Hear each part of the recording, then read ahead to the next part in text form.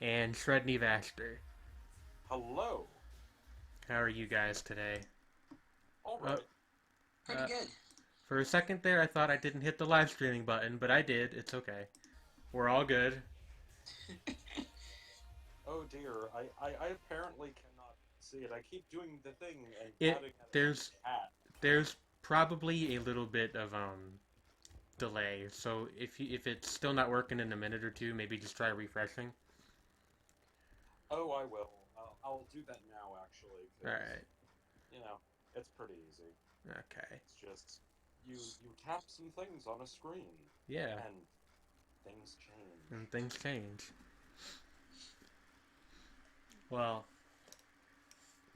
things will never All be the right. same, and that's the way it is. uh, it's still doing the thing. Why? Why are you Yeah, Mm. tapping? yeah, I'm not seeing it either. You're not? Alright, that's This is interesting. strange. Because it's live on my end, for once. Huh. In fact, I can see it very well. There's 7 Yeah. people Unlike here? That seems incorrect, but hey, maybe I'm more popular than I unlike thought I Tom was. Jones's one song that everybody remembers, this is unusual. Banned. Oh no. I actually Crystal have is a beer here. here, so I'm going to take a sip just slowly to savor that. Hey, Crystal, can you see the stream okay? Is everything working out? It might just be that you guys coincidentally are having some sort of issue. That wouldn't surprise me. Because I can see everything, which is weird. It's actually slightly too loud. I'm going to turn it down a little bit. The game, I mean. Weird. Huh. This is very peculiar. I can see, Indeed. but Oh, I've got it. Okay. let's see. Let me see. Is it going to do the thing? Come on. You should see either an options menu or a blue Doom guy-like man shooting at bullet men. Hmm. I'm gonna try to refresh the thing. Alright. Let's see if it does the thing. Is the thing? Is it doing the thing? All right, I've got the pause menu. You got the pause menu? Okay. Yeah, like I said, there's going to be a All little right. bit... Oh yeah. It's Alright. doing it. It's doing the thing. Huzzah! Huzzah, indeed. And like I said, there's a little bit of, I can see you doing the shooting of the mans. That is the important part in this game. It really is all about the shooting and the mans. And man, are there different things to shoot with. Yes. Yes, just shoot all the things at the things. The game where everything is a gun. Yeah, Especially the guns. just like yeah, so many guns. It's entered the gungeon. It's a dungeon full of guns. That is indeed where the name comes from. So how are you guys today? What's going on in your lands? Well, today I went to this like luncheon thing where they're like honoring people that were on the dean's list, but like the weird thing is that it was people from last year as opposed to this year. That's interesting. So wait, like none of them were there then, right? Yeah, only a couple of people were there to be honest. Like, they didn't have a huge turnout, but it was still like filled because the place that they actually did it at was super small and didn't have that many seats. That's fascinating. Huh. Good So old university nonsense. Yeah, that's very strange. I don't know why they would do last year's and not this year. I have to assume that at some point they started like they started doing one for last year's people and they can't do two in the same year, so they've never caught up. You know what I mean? True. All right. do the little guys in this thing have Marge Simpson hair? No, those are No, casings. They're bullet men. Ah, okay. Yeah, it's like the top part of the Yeah, bullet. but it's blue and towering, and it makes me think that you're shooting at evil Uh, versions of Marge Simpson. oh, you mean the shotgun guys? Yes. That is also, I think, supposed to be part of a bullet. That makes sense. Yeah, I I'm don't. just thinking, like the way it wobbles, it's like really tall hair. Homer. Tell me. Oh God. Oh, ooh. Glasses. Bright future. I don't actually know what this does, I don't think. This might increase your coolness stat. Slows down time during explosions and increases dodge power during explosions. Fancy. These sunglasses belong to an extremely cool engineer. He put them on very slowly, and some say he is still putting them on. I feel like this is a reference. Everything in this game is a reference to something. It's one of That is those very true. titles. Oh yeah, look at that. So he's still putting. Oh, it's like the whole CSI Miami thing with putting it on after you quit. Yeah, I think so. That might be it, yeah. Or the Deal With It dog, that old classic. Yeah. Which, yeah, and now I'm remembering the bow. Is combining that with Max Stirner. The whole. Explosions. Max, like egoism. Max Stirner. Everything is a spook. Morality is a spook. Guns are a spook. That guy. He was a friend of Karl Marx who literally believed that, like, there should be no societal institutions and that morality is made up. So he was a friend of Karl Marx, but like the opposite of him. Like, so much more so. He's like, egoism is like individualist anarchism. I'm gonna stop you there. Can you explain it in gun form? In gun form, okay. In gun form, so like, it would be like, if it is in your self-interest and the interests of others to be shooting the mans with the guns, then that would be okay. But you shouldn't be doing it based on social obligation or the spirit of morality. Like, not because the guy you're shooting is the bad man's, but because it benefits you and is just an overall good. So is the seagull that I'm fighting right now a spook? Well, yeah, because they're trying to kill you, then it is in your rational self-interest to be shooting them at. I see, okay. So it's good to know this live stream co-sponsored by, what was his name, Max Stirner? Max Stirner. Yes. Okay, Max Stirner. Yes. Yeah, he wasn't even that wasn't actually his name. Stirner is a reference to, in I think German, it's a pun relating to the fact that he had a really high forehead. So it's like Max forehead. So he's Max Headroom. Exactly! This Catch the wave. This stream co-sponsored by Max Headroom. Yeah. Is that around any? Can we say that? That has to be in the public domain by now, but right?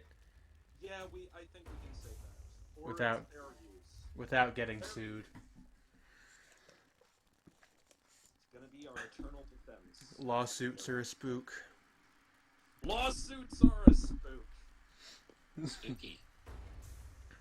Hey, this time I didn't die on the first floor, so we've already made more progress than we did last week. Bless. And I still don't have a good gun, so,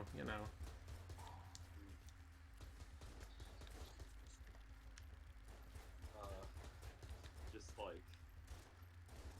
Nah, I don't think it's time for the reference I'm thinking of yet. You have to save that one for later in the show. Is that what you're thinking? Aged reference. Oh, yes. Aged like fine wine. Oh, yeah. Oh, yeah, definitely. Like, those, like, bourbons and whiskeys and things where they sit in, like, a wine bottle for, like, 20 years? Actually, can I bring up a related topic? Yeah, sure. Have you ever seen, I don't even know if they're real, but I've heard of them. Those, like, I think they're Vietnamese wines where they have the snake inside. Oh, yeah, those. Yeah, I've seen plenty of those. They have even weirder ones. That's pretty weird, right? No, like, China, they have a thing that is known as three penis wine. 3 penis wine. Do go on. Yes. Okay, it contains the penis of a stag and that of, I think, 2 other kinds of animal that are, essentially they tincture it in rice wine. And it's supposed to be really good for your health in Chinese herbal medicine. Well, somehow there's something in me that doubts the nutritional value of 3 dicks in a bottle of wine, yeah. Yeah. I mean, they're entitled to think what they'd like, but I would never drink it. Yeah, I some part of me, because I will, I will try all kinds of weird culinary things, and maybe, if I am already drunk, I'll do it. Meanwhile, I'm just sitting here, not interested in anything remotely related to penises or alcohol. Yeah, I mean, me neither, but, it's... Yeah. It's certainly a shocking topic. Lifestyle choice. Yeah. You kids and your alternative lifestyles. Lifestyles that don't involve drinking dick wine. Yes. What a crazy world we live in the 21st century. What a crazy world we live in, that there are people who don't drink the dick wine anymore. Dick Wine kind of sounds like the name of a sports commentator. Yes, it does. Like, obviously it would be like W-I-E-N, but... Yes. Or W-E-I-N. Ladies and gentlemen, my name is Dick Wine, and this is Enter the Gungeon. Oh, man. That was like half of a Madden. That was really good. A solid 5 out of 10. Well, no, it's more of like a scale thing. If you were to bring up more than one Madden, we'd all die. 50%. Yeah,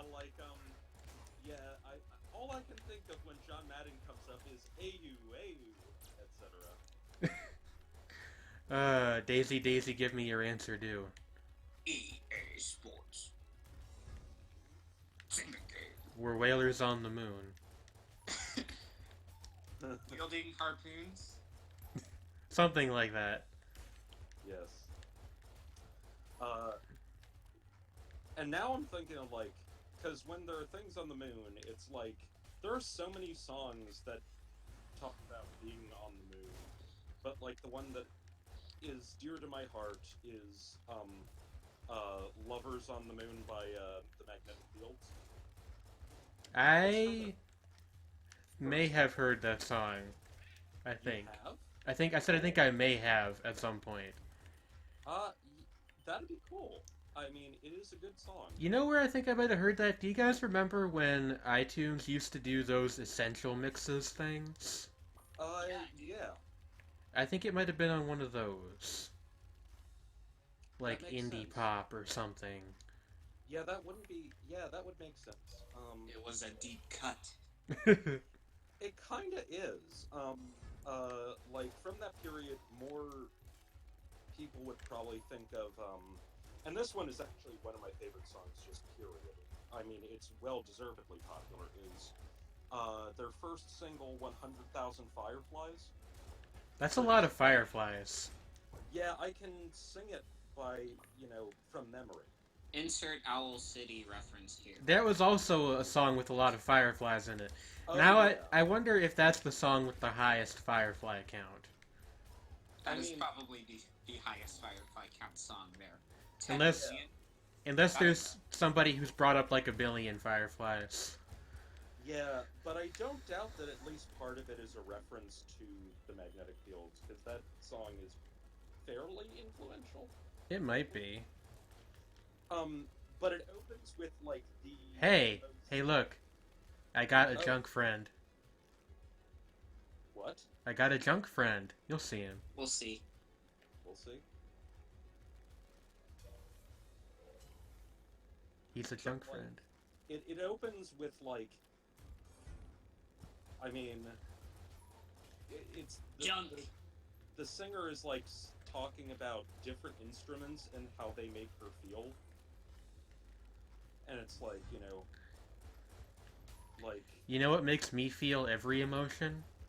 what? Junk friend. Junk. What? I'm Junk. confused because I'm just seeing all these like little tiny people running around and doing. Look at the brown guy. He's a junk friend.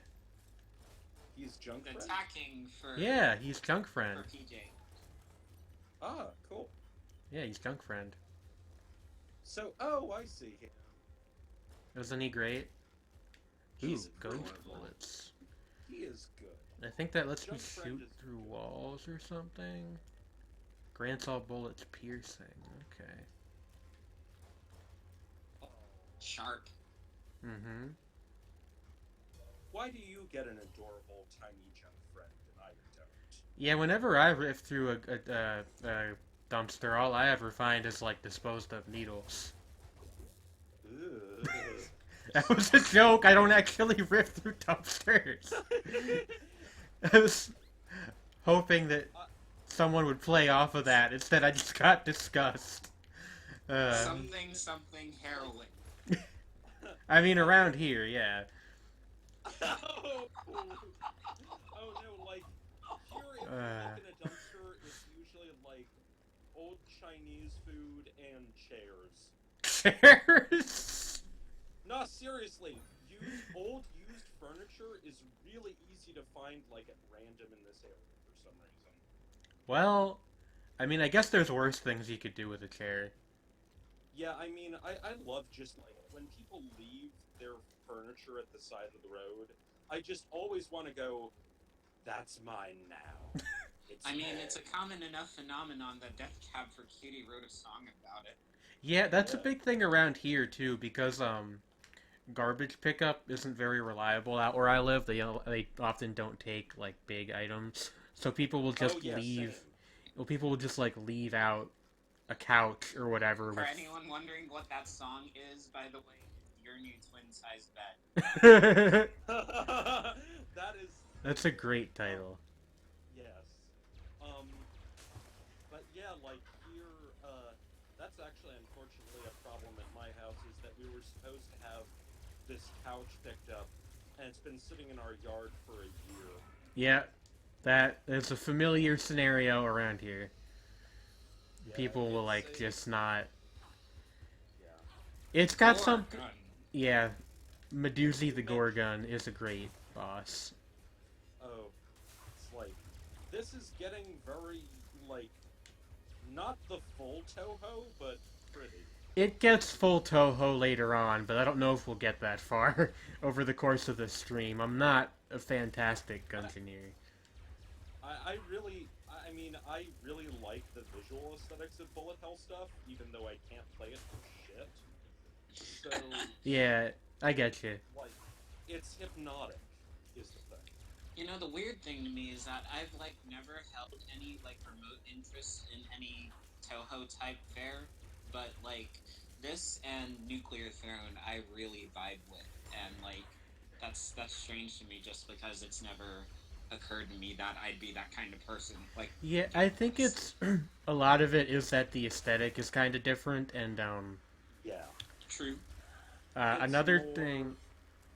Go on. Like, it has, like, less of the, like, Toho has serious fantasy anime aesthetics. Yeah.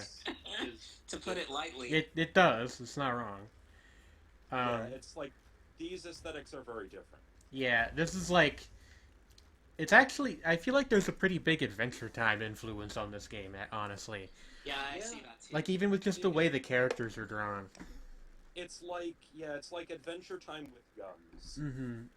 And there's, like, some Dungeons and Dragons in there, too, obviously. Oh, yeah, which was an influence on Adventure Time as well. Yeah.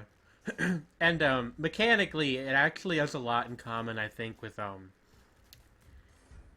don't know if you guys have ever heard of Smash TV. It's an old Super Nintendo game. Heard of it, never played it.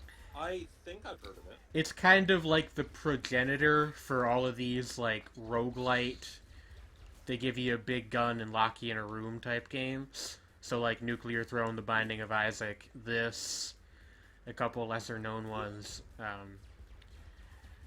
Yeah, it's an interesting sort of deal. And like I said, this is one of those games where like everything is a reference to something. What is? I got like a mirror on my map. This is interesting. Mirror, mirror on the map. Huh. Who's the fellow in the cap? Hey. Hey. We consider doing a masturbation joke, but that works too. Huh. You guys will see what I'm uhing about in a second. Watch the mirror. Oh, you go through the thing and then it does the thing. No, I don't think you go through it, because I tried that. Just keep looking. Oh, dear. Uh-oh. Yeah, I don't quite know what that was about either. That is unusual. Yeah, I don't think I've ever seen that room before. Apparently... Yeah. The battle standard.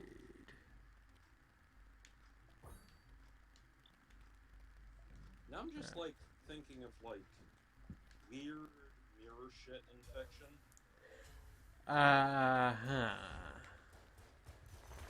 Yeah, I don't like overthinking mirrors. Bloody So that was... Mary, Bloody Mary, Bloody Mary. Hey now, No, more like...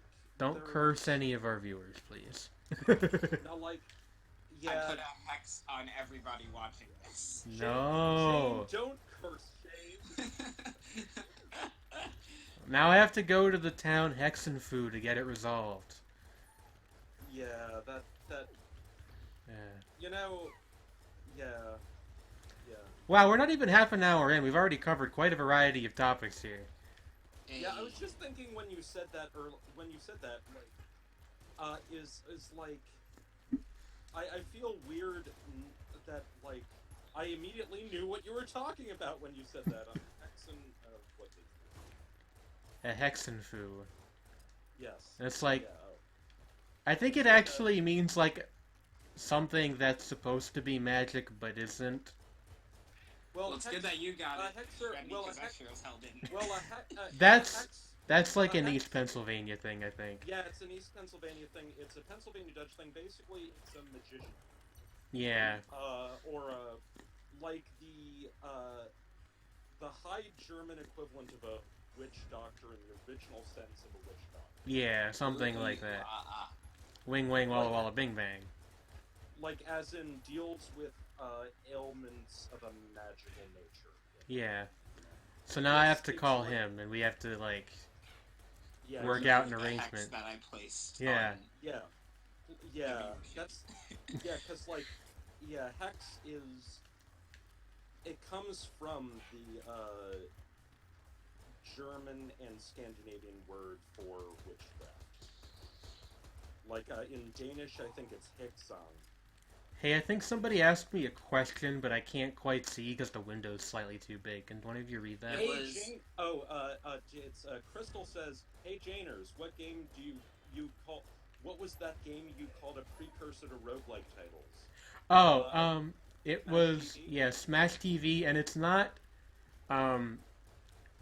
like, it's not a precursor to roguelikes in the old sense. It's like, a lot of these titles are roguelikes plus Smash TV, kind of. Oh, well, Why this is can't I- very, so they're like, sort of, Cthulhu Spawn. Yeah, those are, I think they're called the, hold on, actually, I can just bring up the thing. By the way, my whole, like, handbook is called the Ammonomicon, which is pretty good. They're in here somewhere. Here they are. Kilithids, that's what they're called. Oh, like illithids. I was thinking of illithids, or like in D&D. Yeah, and there's a boss called the Mind Flayer too, which is pretty good. Oh my. No, mine. I no, I got it, but oh no. Perhaps they're the spawn of the great old guns. Oh god.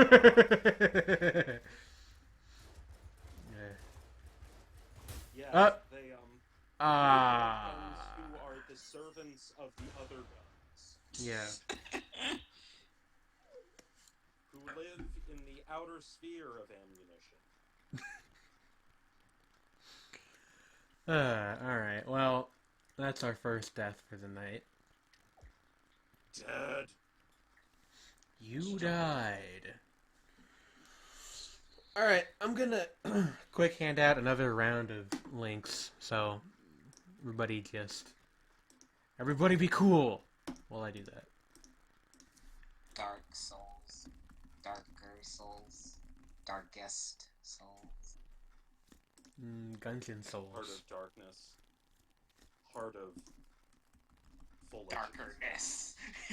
I was thinking Heart of Fuliginousness. Okay, but consider Dark of Darkness. Dark of Darkness. Oh, hold on, I got an important message. Soul. Message. The pilot. Okay. The pilot. Oh god, somebody pinged me in one of the servers I mod. Oh dear. Oi. Is that an icon of a... Oh, it's like... Does she hunt cute little dogs? What? No, she has a cute little dog. No. That's her. Ammo for her, if I recall correctly. Yeah, that's her starting. We'll play as the hunter. That's her starting items, and one of them is her little doggy friend. He digs items up at the end of rooms sometimes. Oh. We'll play as the hunter. I like her. I like her like cape that also kind of looks like a raincoat. It's really good. It is good. Oh, I accidentally. Oh god, I accidentally minimized a bunch of windows. There we go. Okay. The hunter actually starts with 2 weapons. What? Roll upstairs. Huh? You literally just rolled on in. Yeah, you can roll anywhere, it's fine. What's gravity? What is gravity? It's more of a suggestion than a law, really. It's... What is gravity but a miserable pile of... Particles. Physical laws. There you go. But enough talk come at thee? Something like that. Wait, what? That went in a very different direction than expected.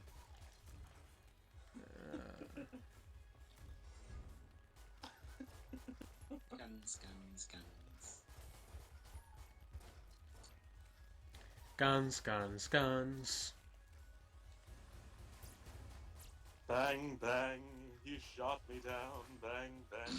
Oh god. Bang, The song that, like, every rapper has rapped over on at least one of their mixtapes. Sometimes more than one. He was 6. We rode on horses made of sticks. Oh my god. That was We literally made that 910, a big fat hand. Yes. Well, that was originally covered... Not originally, no. What I meant was... I originally found out about that song because Coil covered it live a bunch of times. That seems like an odd fit. From what little I know of Coil. They really liked their weird 70s kitsch. Like, I mean, a lot. I think that actually... Really, who can blame them? Appears on one of their albums. I think it's Black Antlers as a version of Bang Bang. They also did a, on that same album, they did a cover of Bam Bam's Where's Your Child? I'm not familiar with that one. It's one of the early Acid House tracks. Okay. It's really creepy and weird. As many of the early ones were. Oh, Acid House. It's like House, but with acid. Do you know House music is the jam, always. Mm-hmm. It often is, yes. Hey, Hey, what? Hey, what? why isn't there, like, apartment block music yet? I mean, techno is, like, very futurist, so that's like the high-rise thing. There you go. House music is Penthouse music. Let's house let's music is more house music is more organic. And that's like, that's like an interesting topic though. If you had to rename every genre of music some kind of living space music, what kind of living space would you assign to which genre? Cabin music. Cabin music is like Trailer music. Trailer music is like that's hard. I don't know why I'm thinking this, but Leonard's. See, my first thought was like Bartender Song by Rehab. No? That could work. Okay. Like, oh, wait, what would be, London Squat where, mushrooms are literally growing in your bathroom music? Skinny Man. Or some grime rapper, probably. Oh, that could work, yeah. Yeah. But only But, like some of them, though. That one's a bit more difficult of a question, I think. Like, converted missile silo music. Mersbo. But like... Barn music. Really... Oh no, specifically the album Mersby, because you can actually dance to that. Oh right, I forgot you actually like Mersbo. I'm sorry.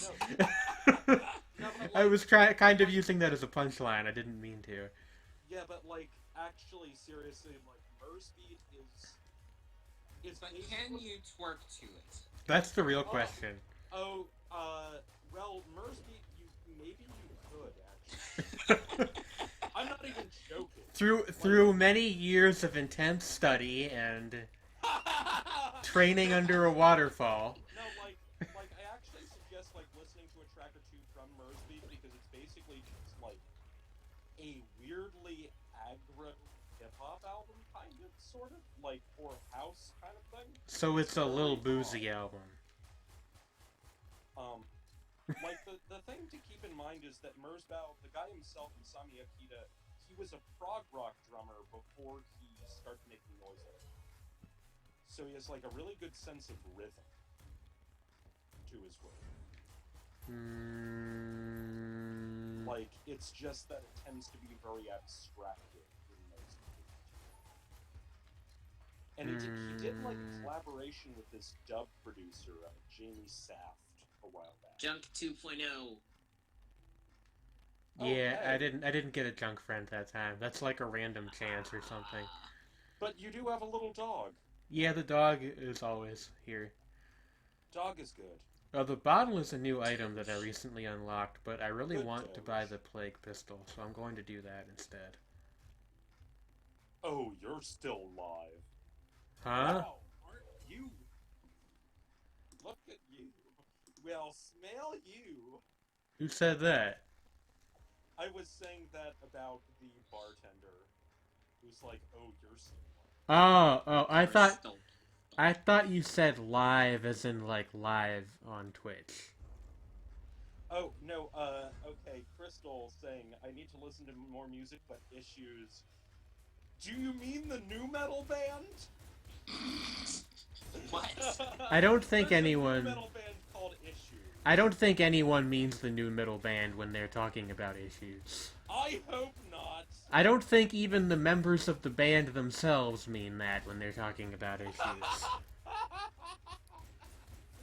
Yeah, they're not very good.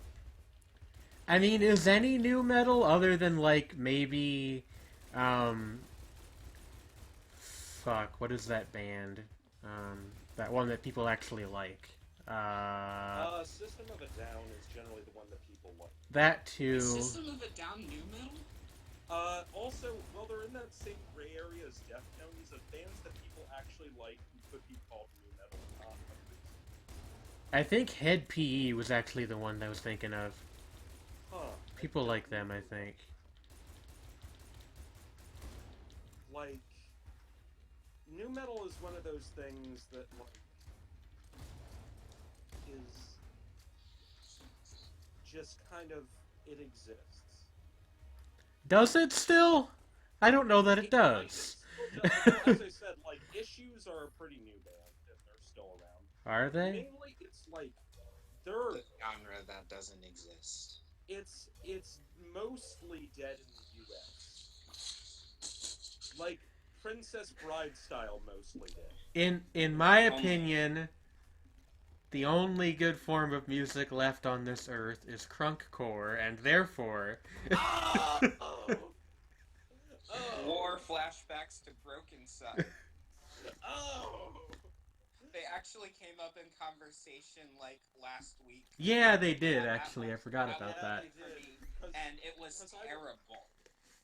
Because I was talking about deathcore at one point. Don't they have a song... I want to clarify that I've never taken the time to listen to Broken Side, because I'm not one of those people that's like, oh, it's so bad it's funny. Did they not have a song called Freaks with 3 X's? That was the one that I listened to, and oh my god, no. No. Just no. I've heard like a handful of songs of theirs, and they all sound the same, and they're all bad. Yeah, but Attila is worse. Not the Attila with Billy Joel in it. They're okay. No, I know which one you're talking about. Yeah. I don't actually. What's the other Attila? Showed me. Oh my god. They're like in that bad area where you can't tell if they're being ironic or not, but it doesn't even matter. Okay. Like, they are terrible, and it's probably a joke, but it's a really bad joke. Okay. I understand. Dreadful. Is there a band called Dreadful? There must be, right? Probably. I have no doubt. I mean, I was able to find a... I feel like almost any noun there's a band called that. I was actually able to... he actually put a challenge to me, essentially, and I did this going through the tags of Encyclopedia Metallum, looking for a tech death band that sings about weed. And I spent most of the night trying to find one. I found 2 short-lived technical brutal death metal bands that apparently wrote songs about. Can I stop you there? And I don't mean this as an insult to the music itself, but like, I feel like after a certain point, metal subgenres stop sounding real. Oh yeah, they do. Like, technical brutal death metal doesn't sound like a thing. Well, it's because it's a combination of 2 different kinds. No, I understand that, like, in my brain, but it technical. Like, at some point, brutal. At some point, the words stop making sense. It's like... Oh, yeah, of course. Like, there is a subgenre, which incidentally is mostly shit, called gore grind. Gore grind. That sounds more like a Doom clone than anything else. Like, yeah, it does, but, you are correct. Coming to Windows PCs this summer. Oh, yeah, exactly. Like, basically, what's even weirder about it is it's a genre that essentially consists of bands, like, endlessly imitating this one album by this one band. Carcass's, I think it's Reek of Putrefaction, is the album. Sorry, can you repeat the name of the album? Reek of Putrefaction. Putrefaction. Putrefaction. Is that a real word? That's a serious question. It's like the noun version of putrid. Okay. It's, when things putrefy, it's putrefaction. Hello, Go-Go Otaku. Well, what actually they did was, when they would write their lyrics, they would go through a medical dictionary. I'm not even joking. And come up with, like, really obscure, gross things to write songs about. And, like, just go into, like, really elaborate... So, it's It's the Edmund McMillan method of naming things. My favorite I'm not dictionary. sure that's. I'm not sure I understand that reference. Edmund McMillan is the guy that made The Binding of Isaac. Oh, that makes more sense now. So my favorite dictionary music story is basically a band that I know. Like they were trying to come up with their name, and they were looking at random nouns in the dictionary, just like nouns, because like they figured that the only way that they could come up with a good name was if it was like one word. And so like what they did was just look to see what wasn't taken, and what wasn't taken was health. So that's how health got their name. Health and all. Okay, yeah, all Oh, right. what? Really? Yeah. I kind of Oh, figured, for some reason, I figured that there was more of a story there, but I guess oh, by not. the way, there was another band which Like behind the put name. knife in a dictionary once, and that's how they got their name. Just randomly hit a page with a knife. You know what that band was? Was You it shouldn't was be it surprised. knife? Swans. Oh. Yeah, that seems like, from what I know of swans, that seems like a swan's move. Yeah, that was back when Michael Gira was doing a lot of speed. Not even joking. Yes, the time when he was on drugs. Yes, a lot of Single or them. multiple? Mainly just speed and alcohol. Oh, only two? Only two. I mean, he did talk about how the song "The Golden Boy That Was Swallowed by the Sea" was inspired by an LSD experience he had when he was 13. That seems like 13. Yes. I'm gonna take a controversial stance here. I think 13 is too young to be doing acid. Yeah, yeah. He basically I takes the think same stand. yeah, like I think, maybe when you're an adult, recreational use in your own home, whatever. I think 13 is too young to be taking acid. Yeah, yeah. That's my controversial opinion for the I day. mean, at that point when he was about 13, I think it was, or it was he was a little older than that.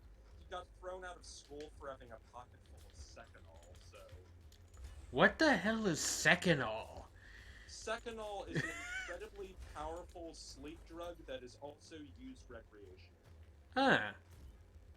Sometimes it's combined with other barbiturates to form a drug called Tuinol, So it's like which is ultra lean.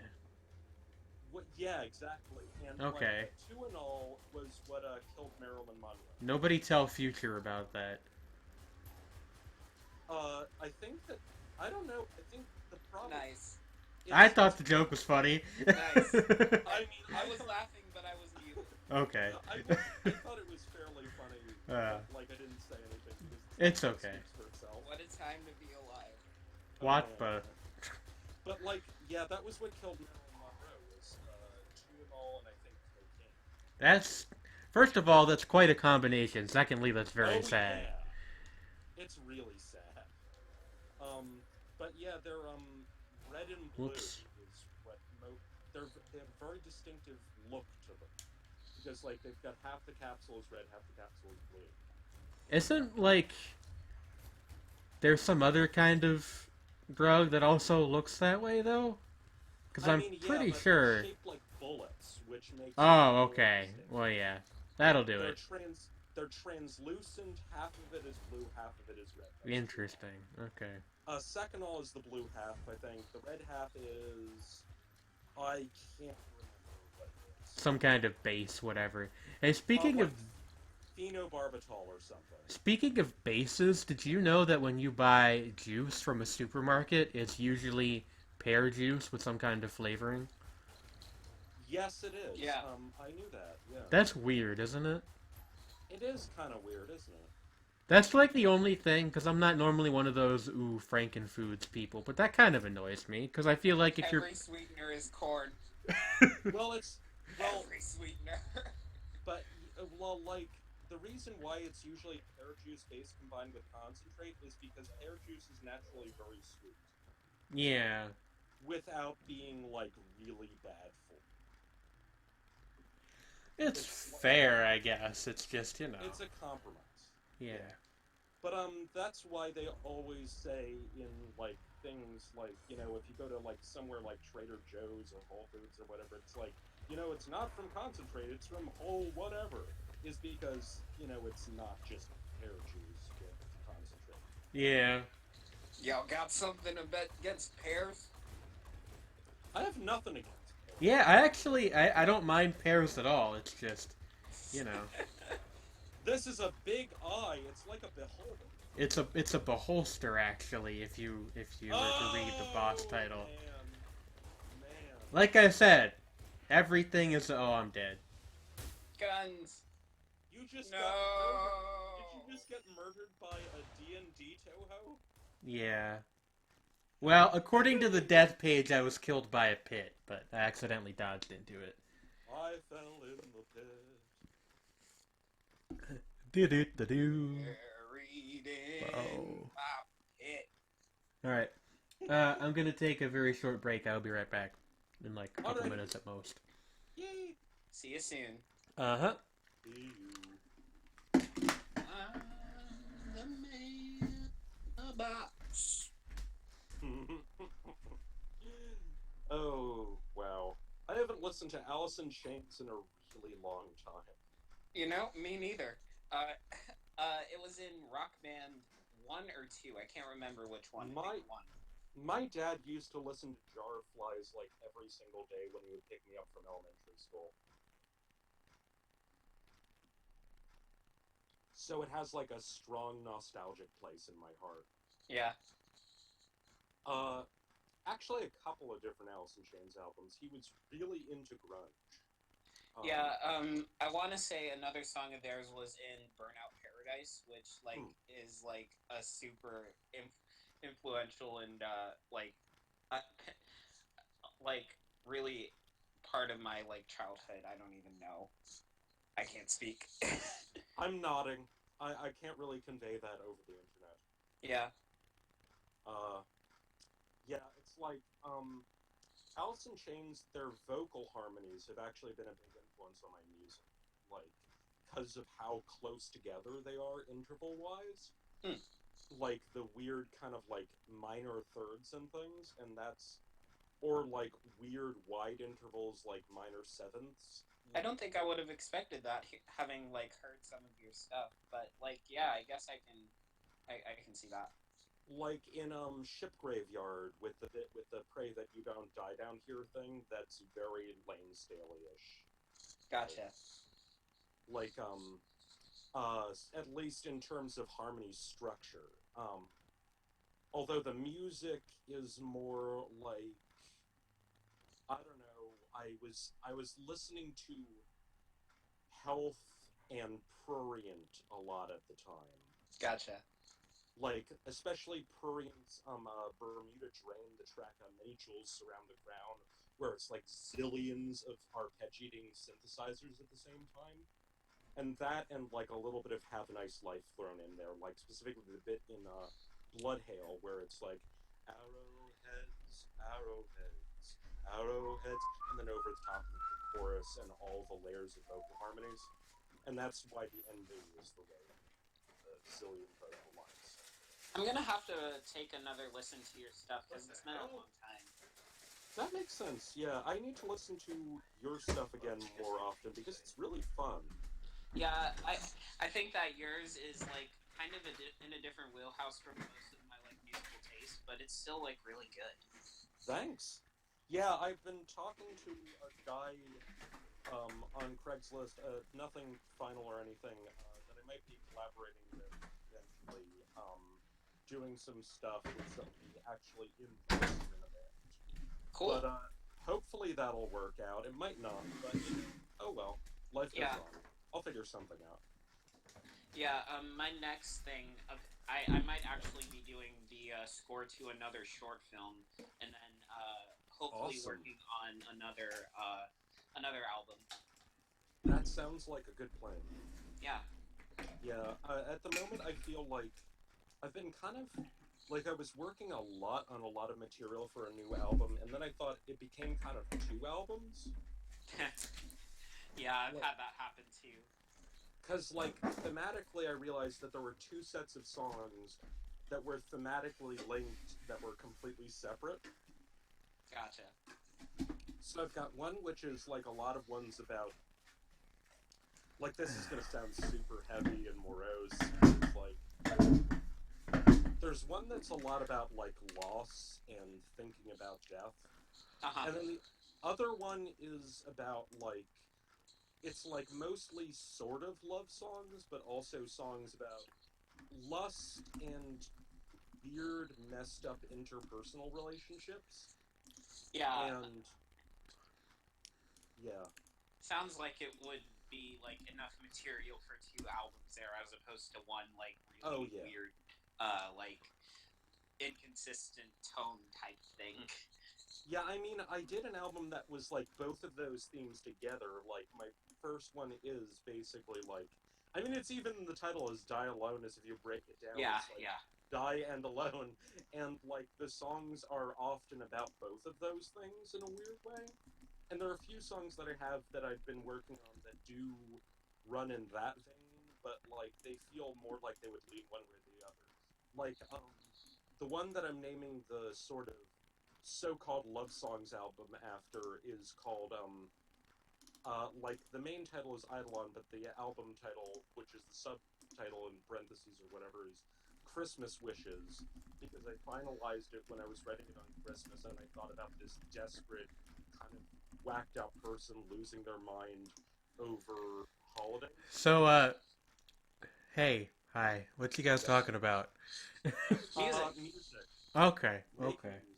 Alright. Yeah. And, like, but yeah, it's basically, it's a stalker song that I wrote when I wanted to get into the mind of someone like that back when I was a teenager, and I rewrote it later.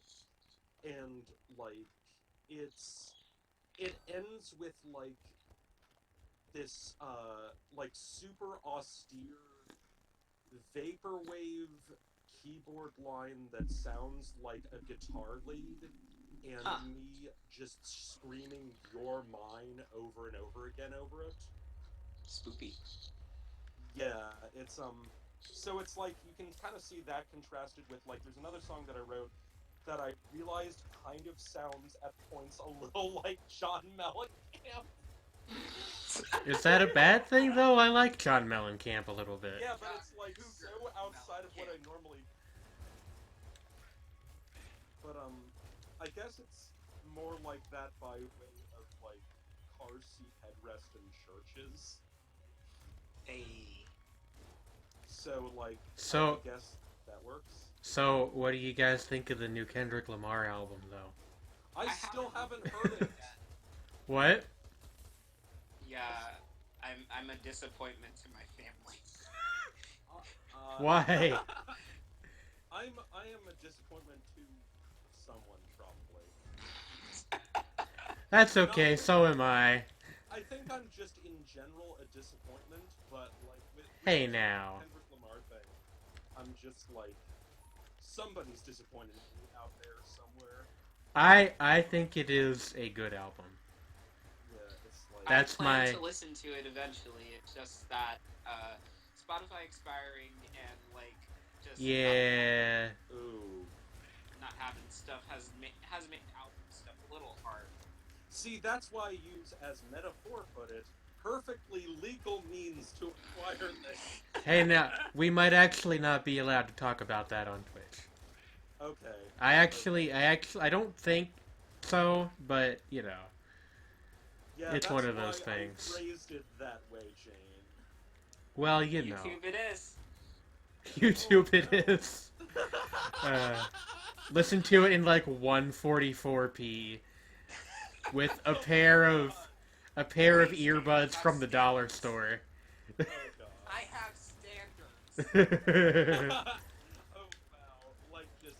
No, it's like... It's gotta be at like least Nene 360. Nene talking about, lowering, his, like, having Limp Bizkit records and then listening to them at 32 kilobytes a second. He is...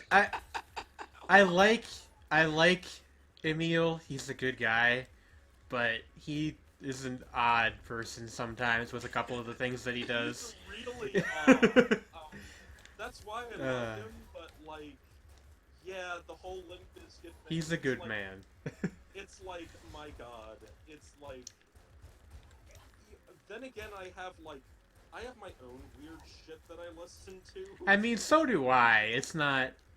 I think everybody does. I was actually talking earlier today, because it came up in a Reddit thread, on the hip-hop subreddit.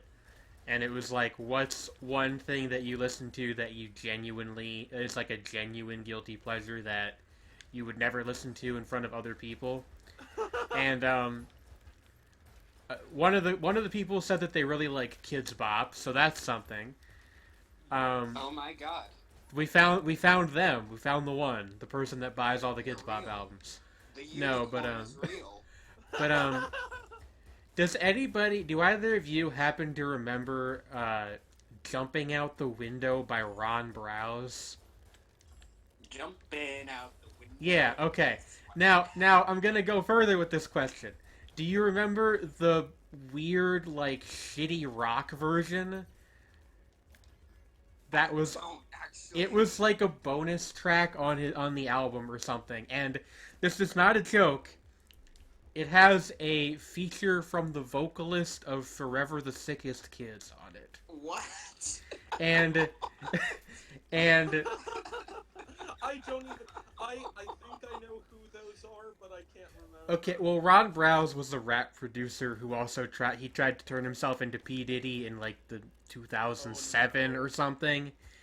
And Forever the Sickest Kids was one of the many pop-punk bands that was popular at the time. So there exists a collaboration between the two, and it's so bizarre and stupid that I kind of love it. But I can only listen to it like once every 4 months, or I start to hate myself. It's an incredibly strange piece of music. I think it's because, like, with me, it's like I don't really have as many guilty pleasures simply because I know that the weird shit I listen to would probably, like, is the kind of stuff that already makes people confused and uncomfortable to begin with. Mm-hmm. It's like, I have no shame anymore. So I'm just like... I'm kind of the same way where I don't identify stuff as guilty pleasure so much. Yeah, just, I'm like usually the same way. That's the Ron Browse thing is just the one song, though. I understand.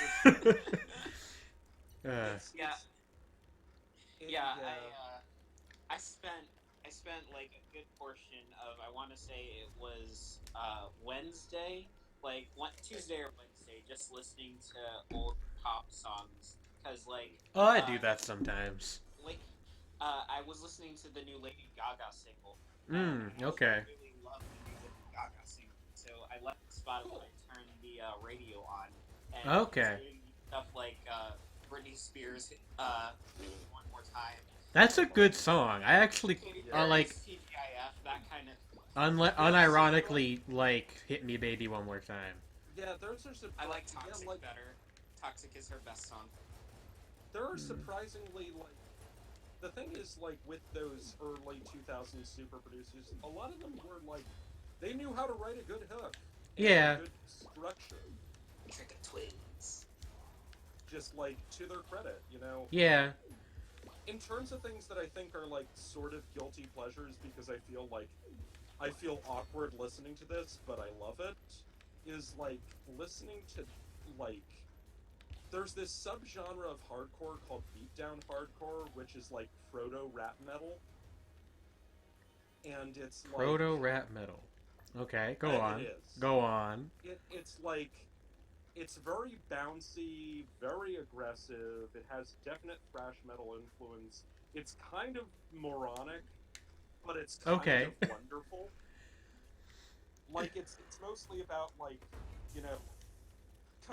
like, on a positive note, it's often about community solidarity and, you know, like, staying in school, kids. What I'm picturing is, like... It's often about, like, beating the crap out of rival, obnoxious hardcore people. What I'm picturing is like DMX with a guitar backing.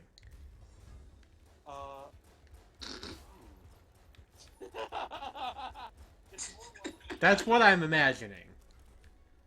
Y'all gonna make me lose my mind up in here.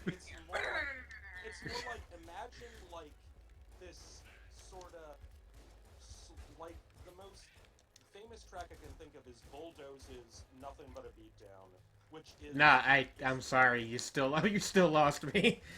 it's really slow, sludgy, and like you've got this guy with this insane Long Island accent, like sort of half like it's weird because it's like it's a white hardcore punk guy who also clearly listens to a lot of old like because it's like the late 80s like old hardcore and early gangster rap and it's So like really, Schooly D and stuff. I think so, yeah. Interesting. Didn't he do Schooly D? Didn't he do the theme song to Aqua Teen? He did. That was after he Nice. got back from like a 10-year prison stint or something. Oh wow! I never knew Schooly D is not a studio gangster. He was quite a colorful individual. Yeah. But yeah, he did in fact do one of the theme songs for Aqua Teen Hunger like, Force. one of the famous beatdown guys is the Rick Healy of 25 to Life, who there was apparently a meme that has been around since the 90s of him on acid on the back of a horse after one of their shows. Okay. Alright. Go on. Like a thing. What? Just like, where were you when Rick was on a horse? Did you know, on a related note, speaking of musicians on horses, did you know that a couple of years ago, Young Thug rode around Atlanta on a horse to promote his new mixtape? I mean, That sounds like something. that's extremely... That is That is in. very young. I mean, I'm not the hugest fan of his music, but he plays a good character. He does. I mean, Ooh, a big red. He's the only rapper I know of that could put out a song called Harambe and make it up. Which he did. That was he on did. that was on the mixtape. He was like wearing a blue kimono on the cover or Yeah. something. Like Yeah. this wild... It was like a big hat. Yeah, like a full, like, church lady's Sunday hat. Yeah. And, like, this really elaborate kimono thing. And he looks great in it. Jeffrey. Like, Jeffrey, that's what it was Jeffrey. called. And it's like, yeah, that's just like... He's an odd man. I like him. He's an interesting individual. Another colorful character in hip-hop history. Indeed. Oh my, what? So, you're being shot at by an Iron Maiden. Yeah. These guys are, at some point you stop questioning it. I don't know what they're firing with either. Yeah, Go-Go Otaku is saying that they kind of want to hear DMX with guitar backing. I'm sure, yeah, there has to be. There has to be. More like a mosh-up. Oh.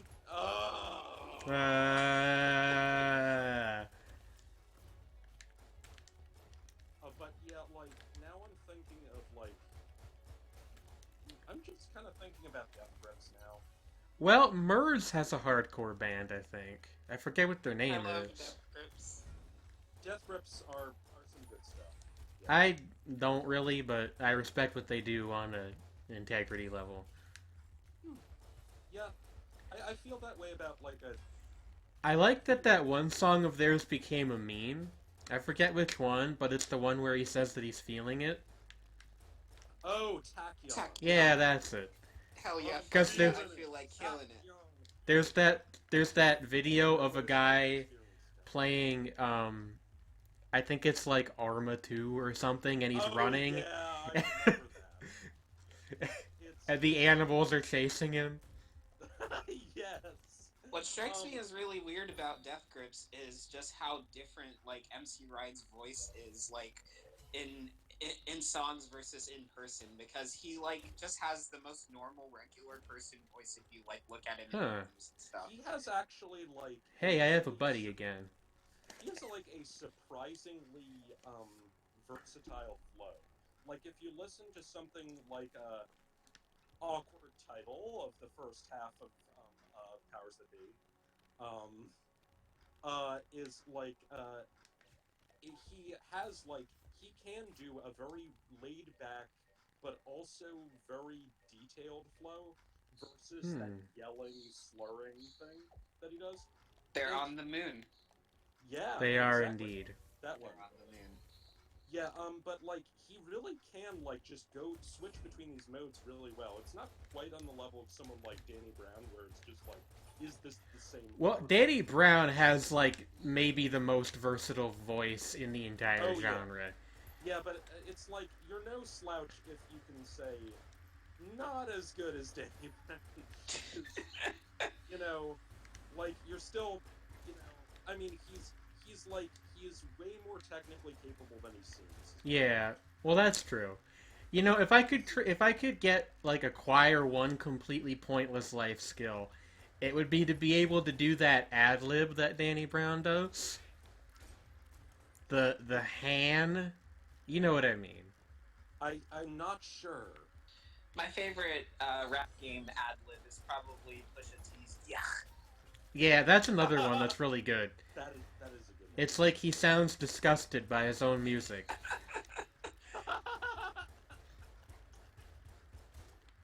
And there's that one picture of him where he's got like really like he's like this crazy expression on his face, and it just says "yuck" below it. Yeah. I love Pusha T. He's one of my favorites, although I just like don't listen to his stuff as often as I should. He is good at rapping. Yes.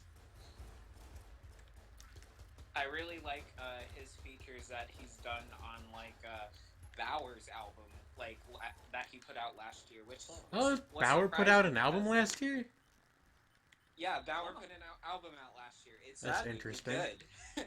That's bizarre for so many reasons. Like the fact that it's good is probably the most bizarre part. Yeah, it doesn't actually sound anything like Harlem Shake. I I'd mean, say. I don't blame him for wanting to disassociate himself Oh with yeah. that. That was a Yeah. whole to do. That shitstorm. I remember arguing about that with people on like the Odd Future Talk forums in 2013. Oh god. That was a good time, but also a very bad time. Is how I would characterize I know that. how that is. I know what that's like. But yet but like okay, what was I thinking? Um, okay, thing that it is really weird that, and yet actually weirdly appropriate also that all of a sudden dialect are around again in Dialect. an album. Dialect. Oh, do you mean I always thought it was pronounced Dalek. Is it not? It's actually it's no, it's dialect. Oh, I okay. don't think I know what you guys are talking about. They're Dialect. an industrial rap group. Yeah, sorta. I mean, they're just really weird and experimental. They've done stuff with like full live bands where they like, because like they're like the core two guys were can't remember what his actual name is, but MC Dialect himself and Octopus. Yeah, DJ who's Octopus. Yeah. Yeah, Alap Momin is now like under his actual name is like one of the most prolific and well-respected sound engineers in rock music. I have heard that. Yeah. Yeah, he's like a serious. Yeah, he's a serious force to be reckoned with. But like, that's part of why they had awesome production. Was both of these guys were pretty skilled at that. They were. There's Man, also both like. found it, Oh, I died again. God damn Go. it. Oh no. That's okay. But like yeah, like but the thing is like they They were the first group to sample this heat that I know of before Danny Brown went like Oh, um no, I want to say Cold Cut sampled this heat once, but I might be wrong. who?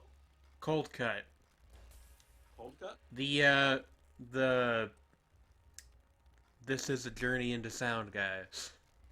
Yeah, I mean, I I believe might I might be wrong, you're welcome. but It's I I always not. associate that sample with GoTA because he sampled it in a song that he put out on his like yeah album that he put out before making mirrors with yeah. somebody I used to know It's on it. it's um it's from like one of those test records that was meant to like help you configure your stereo system back when vinyl Yeah. records were the main method of listening to music. Right. And I think Cold Cut were the first people to sample it, and then it just kind of Mm, proliferated from there. yeah. Yeah. Like I guess what I was saying with dialect is like they've been around since like the mid 90s, right? They weren't the Mm-hmm. first to do the kind of mixing industrial sounds with rap thing that's like the Disposable Cures of Hypocrisy or Yeah, one of those groups like back in the 80s. But like they were kind of mixing that with sort of the really dense Bomb Squad style production, yeah, and it's it's not easy to listen to, but it is really interesting. And yeah. I mean, listening that's one to of those things. Is one of those groups I more respect than like, but they oh definitely yeah, do some interesting things. oh I mean I totally get that. Like they are like fascinating, but that doesn't mean that they're necessarily something everybody's gonna like. Yeah. They're also like really, really political. Like Yes. and Well, like they have that they from the Tongues of Groits album, right? what? From the filthy tongues of gods and griots. Yeah, Yeah, the there one you that go. opens with who you pray to, my God, the white God. Who you pray to, my God, the black God. Who you pray to, my God, the brown God. Your reaction's kind of odd for a kid who likes to nod. What? It's a You it's said a you said good. that entire thing like very quickly and slightly far away from the microphone, so I think it got like kind of muddled. Okay, it's it like Something, uh, something, gods of different colors. yeah. well, it's like who you pray to, and then white God, brown God, black God, and then the end is your reaction's kind of odd for a kid who likes to nod. I was doing it at almost the speed that he does it in the song, so it got garbled. What do Um, you think of Slanesh and the Laughing God, though? No, I expected that one to just completely thud. That's okay. A well, Warhammer 40k reference, and I don't even play the fucking game. yeah. I mean, I just like okay. um, I was like, Keyman. What's Sorry. up? I I personally worship the great old guns. The great. I There. mean, That's how we tie all this back to Enter the Gungeon. White gun, Cthulhu, black gun. fucking yeah. I believe the full one is Fun Glui Cthulhu Rilye Waganoggle Gunoggle. Waganoggle is in there. honestly, if I'm saying anything like Lovecraft related, it's probably actually a Rayman reference, which is weird because That is really I, weird. I hate I hate Lovecraft because he was a dick. But like I mean, he Yeah, was. he they was. they Oh, they sorry, I had forgot. Glowbox, who was like his Rayman's sidekick in the third game, say that as a way of trying to get a door open. Yeah, Huh. like I mean, the I have a new gun. it's kind of interesting. There The was a Devolver. writer. Yeah, There it's was a named after writer the publisher. who's Yeah, and it's also a pun because Revolver. Yep. there's a writer who released a novella recently who was Interesting. talking about like the inspiration behind it was that when he was a kid he was really into Lovecraft and he was a young black teenager And, like, as he started to get older, he started to realize how much racist stuff was going on in there, but he still really loved this sort of cosmic horror aspect. But he kind of wanted to do something that was, like, both a tribute to and a critique of that kind of worldview. Huh. And so he wound up writing a novella that's apparently really good. Hmm. Interesting. It's apparently also, like, rooted in one of Lovecraft's, like, everybody agrees it's one of his most blatantly racist stories. And it's like... I actually know which one you're talking about, I'm almost certain, Yeah, the but... horror Red Hook, Yeah. was the one. Anyway, to pivot away from that, Yeah. Yeah, it's a slightly sensitive subject, but, you know. I mean, yeah. I think everybody watching this probably has the same general views on that, but, you know. Yeah. To lighten the mood a little bit, let's see what boss we have to fight here. Yeah. Oh, it's the seagull again, and I don't get pillars this time. Caw. Caw. Scurry. Caw. Bok, bok, bok. Bok, bok, bok, bok, bok, bok, bok, Seagulls don't balk. You're a fraud. Mod. No, I'm just multilingual. I am fluent in chicken. Fluent in chicken. I am too. That's why I like going to Popeyes. So we were basically talking about H.P. Lovecraft being a racist. Yeah, deep-seated, like, socio-cultural issues of our time. And, like, this writer who wrote a thing that was a commentary on the horror, which Yeah. Hey, guess what, guys? I have a cherry coke again, as tradition. Good. Huzzah! I wish I had a cherry coke right now. I don't. I have some mango I tea. ran out of my Mountain Dew pitch glass. Right now, I am drinking an Anchor Steam beer. Anchor Steam? That is the name of the particular imprint of the brewer. Or rather, it's a type that they do. I don't know. Generally, I have warmed to beer as a concept, but it's not my favored beverage overall. We get the unfinished gun. Yeah, I've actually only ever drank alcohol, I think, twice. And both times I vomited. So, that kind of put me off of it. Yeah, And it wasn't like strong or anything either. I think it was like a Corona Light and a Heineken, respectively. Oh, So those are both not particularly good, so that's a secondary mark against it. yeah, I mean, you know, I was at like a friend's birthday party for both of those, I think. And I have only yeah, vomited once due to alcohol-related things, and that was because I had a serious migraine and was drinking red wine, which has tannins in it. And that was at a friend's house, and I did, and yeah, that was bad. That was real bad. Can I ask you a question though? Yeah, sure. Did you want the red wine to stay close to you?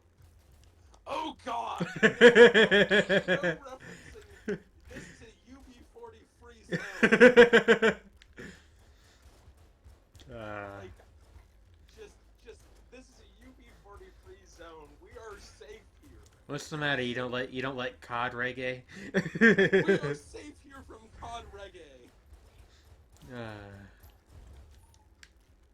I actually don't really dislike that song. I don't really like it either, but you know. Yeah, it's just no, I can't do it. No. I don't know if I've heard this. You probably it's one of those songs that's like most people have heard it, but not very many people know the title. I think it was their only hit in the United States. Yeah, it's like just so boring that it kind of slips by. It's like the only reggae song they ever play on pop radio too. Yeah, pretty much. Or I sometimes thought that was Rude by Magic. it's actually very similar to Rude by Magic. It's like Rude, but the 80s Yeah. Equivalent thereof. slow version. Yeah, it's a little. The tempo's a little bit slower, but the concept is the same. It's like a really. Both of them are like a really bad interpretation of what Lover's Rock is, Lovers Rock. which is, yeah, that's like a thing that is way more actually popular elsewhere than it is in, the US. Or Mm-hmm. England, which is where UB40 were from. And they were a London band, weren't they? Yeah, I believe so. They London. One of the many awful things that England has done to the world since colonialism. Like I said, lighter subjects for the stream, such as the dangers of colonialism. The dangers of colonialism give us Next week, we will talk about... I don't know. Christopher Columbus. There you go. Columbus I couldn't think of one. I almost completely dropped the I ball. was thinking like sexism, but Christopher Columbus is a pretty good one. Hey, Why not they're both at the pretty same related. time? They are related. Oh my god. Just like all right. Let's think of a lighter subject. The inherent absurdity of the universe and the heat death thereof. I think that's actually a balanced art. I think your wall needs to reload. Oh my. He gets really upset with you if you fire a gun in his shop also, which is understandable, but you know. I mean, yeah. Now we have Heavy Bullets, which is also a reference because there's a game called Heavy Bullets. Isn't it published by Devolver too? It might be. I've never played Heavy Bullets, but Is I've always wanted Devolver to. like a revolver that reverses your evolutionary? That is exactly what it does in this game, yes. Okay then. You got it spot on. Well done. Okay. You win. Why am I right about that? Why? No, but Devolver Digital is the name of the publisher. Yeah, I got that. The developer is Dodge Roll. Like what you do in the game. Yep. Yeah. Apparently, they are the story I have heard is that was their favorite mechanic from Dark Souls, so they named themselves after Huh. it. See, it works better than like just naming yourself after the game. Yeah. Because like a lot of teams start off with names kind of like that. Black Pants originally was named Tiny and Big Team, but like they switched it over to Black Pants after they figured hey, we're gonna probably do games other than this. Yeah. Wow, Black Pants is a really great developer name. I love them so much. It is Black Pants. Black Pants. Black Pants.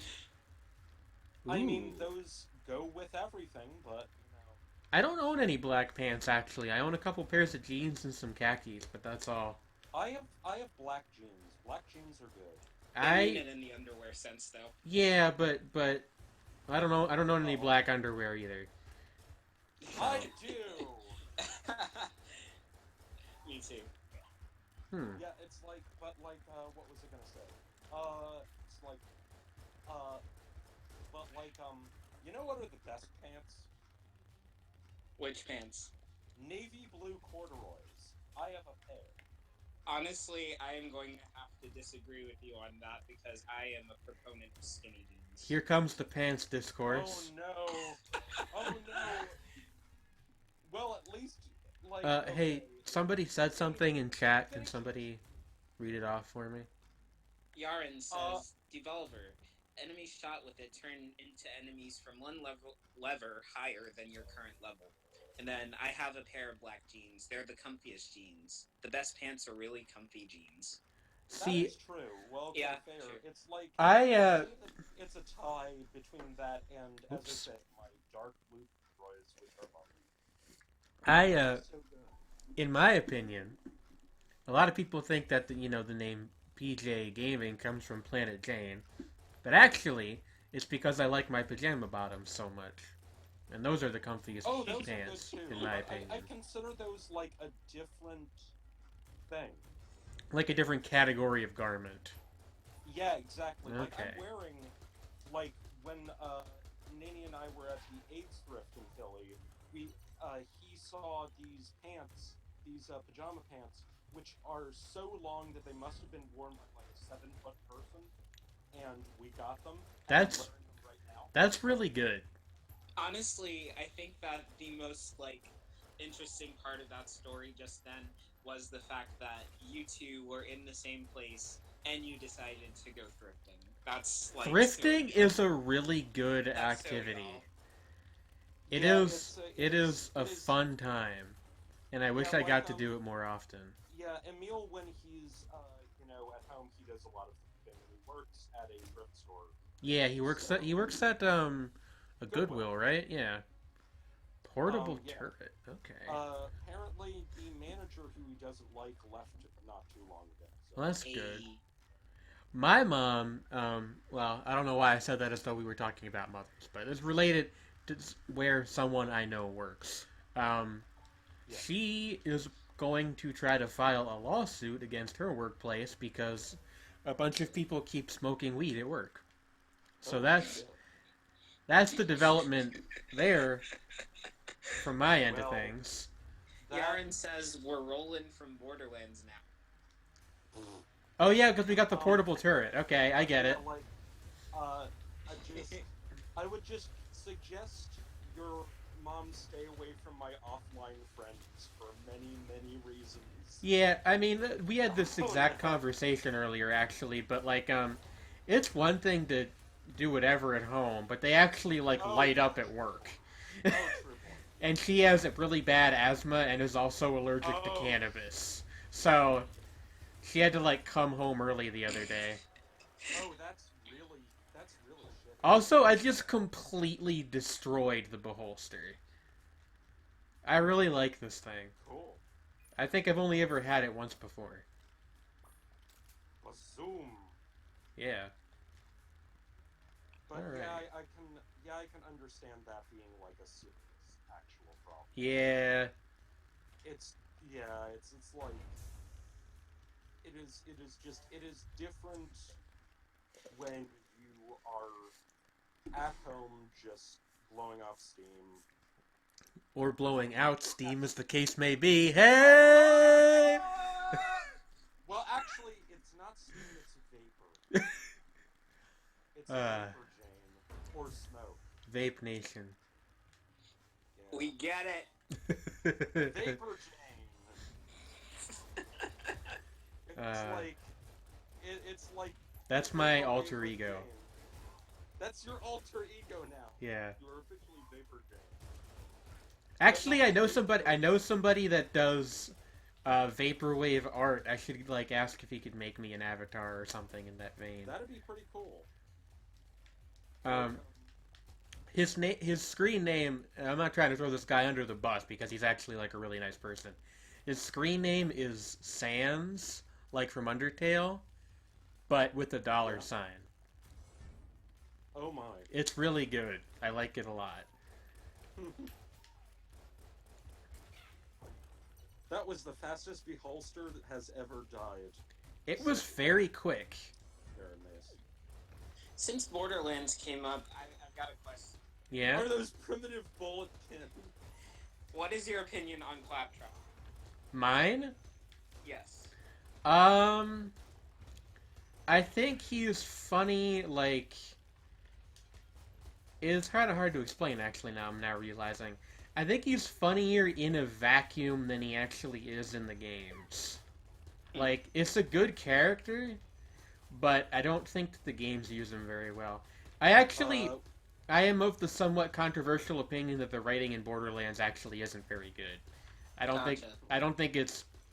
It might just be a difference in senses of humor, but I don't find it very funny. Which I realize makes me sound like a wet blanket, but No. I have no investment in this because I've never played it.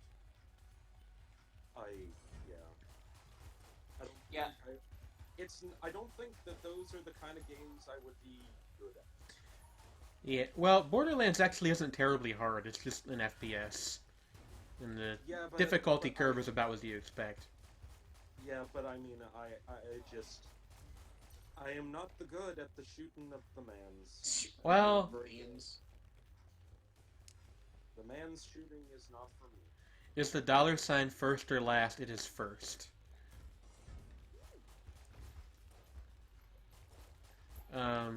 Oh, it's a Killithid. Yeah, There. yeah, the Now Killithid. it's dead. You killed the Killithid. Yeah. That's what they call a death by irony. Yeah, I actually really love and identify with Claptrap, to be honest. Yeah, like I said, he's a good character. Yeah. I think. Have any of you, by any chance, ever played any of the Night at the Night at the Inventory games?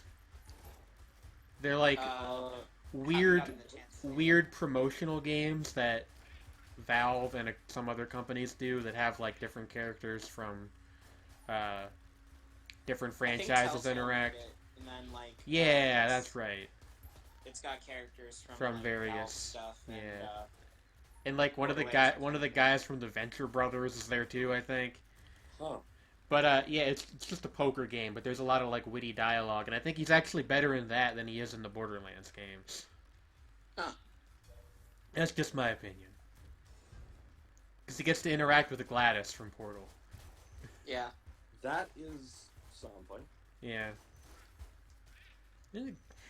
It's kind of hard to say whether or not they're good or bad games, because I mean it's just poker, but they're fun enough. I haven't actually tried poker, I don't think. I actually used to be like okay at poker, but I'm not anymore because I haven't played in like 2 years. I was pretty decent at Texas Hold'em. There's a couple things that are like that. Like I used to be all right at them, and just out of lack of practice, I'm not anymore. Another one, I used to be pretty good at baseball, which is like always surprises people because I'm not very athletic anymore. But why did I buy a key? That was stupid. I got 4 of the freaking things already. Anyway, yeah. Go on. Oh, what I was gonna say is now my family, when we play poker, we usually play gin running. I don't actually know how to play that. That's It is fun, and also my dad is such a dick when he plays. Like he dicks everyone over. It is the worst. He is the exemplar of like playing to win in the most underhanded. Well, that's the point of gin and rummy, right? That's like an older person's game, and you gotta get really like vicious with that. You need to keep the blood flowing into your older years. Yeah, I mean, my mom isn't like that as much. I'm more like my mom and I play more like we just wait and wait and wait, and then well, with me it's I wait and wait and wait, and then I dick everyone over. Right, right. So it's more like Monopoly then when you play. It's also a strategic degree.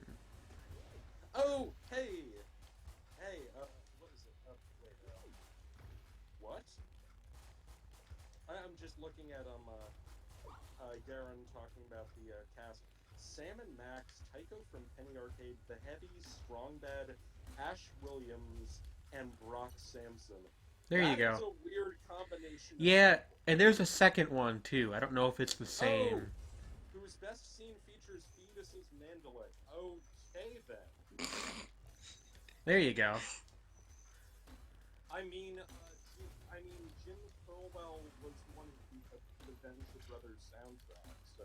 Yeah, I've actually never watched the Venture Brothers. Good night, Crystal. Good night, Crystal. Venture Brothers is good. It is quite good. Is it as good as Adult Swim's best show, which is off the air? Maybe not quite. Adult Swim's best show is 12-ounce mouse. Well, that doesn't air anymore. I was talking about stuff that still airs. I've never seen Osmo either, though. It's such a different kind of show that it's hard to compare the two. So, Osmo is like. I was just joking, Sredni. I yeah, feel I know. genuine. Just Yeah, I figured. Osmo is weird because like I feel genuinely like a strange person for like liking it and enjoying it as much as I do. I mean, I think I'm one of the only people in terms of Rod Serling shows prefers Night Gallery to the Twilight Zone. Huh? I don't think I've ever even heard of Night Gallery. Yeah. Night Gallery was the show he did after the Twilight Zone, and it was in color. It had hour-long episodes until the last season or so, when they started to get cut down to like half an hour. And Interesting. it is even darker than the Twilight Zone. Oh, so it's kind of like Outer Limits a little bit. Yeah, it is. It's a little like Outer Limits. All right. And like multiple things within stories within each episode. Like usually there's 2 or 3. Okay. That's interesting. Yeah, I don't think I've ever heard of that. There were a lot of shows in that vein for a while. I would really rather not die here because I have fire bullets and those are good. Just Fire. Nope, there we go. Aww. you got burned. What the hell was that? I guess That was my pro wrestler voice. to handle.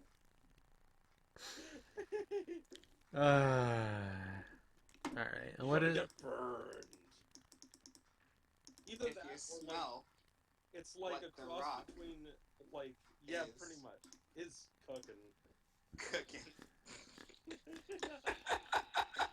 like I do not. I have never really ever actually watched professional wrestling, but I have absorbed enough through memes by other people. You know, to me too. understand it, kind of. I understand that feeling. There was Yeah. one point in my life where, like, we had like, one of my cousins from Jamaica, he was, like, staying at our house, and he loved WWE. Like, it was his favorite thing. He watched Raw every week, and, like, he was a religious fan of, like, I want to say, Randy Orton? Huh. Yeah. Interesting. I'm going to take another quick break, and I will be back in a few minutes. Just need to pass out some more links. Oh, hey, Yaren, referencing Mountain Goats. Mountain Goats. as in the band, Mountain Goats. Saying that pro wrestling is a fascinating... Oh, Beat the Champ. Okay. All right. Beat the Champ. I got it. Yeah. I was just confused as to how they came up. You know, my first Mountain Goat song was Stabbed to Death Outside San Juan. That's a really good song title. Yeah, that's a good one. Yeah. The one that always comes into my head when I think of Mountain Goats, and this is super obvious, is, you know, the best ever death metal band out of Denver. Hail Satan. Hail Satan!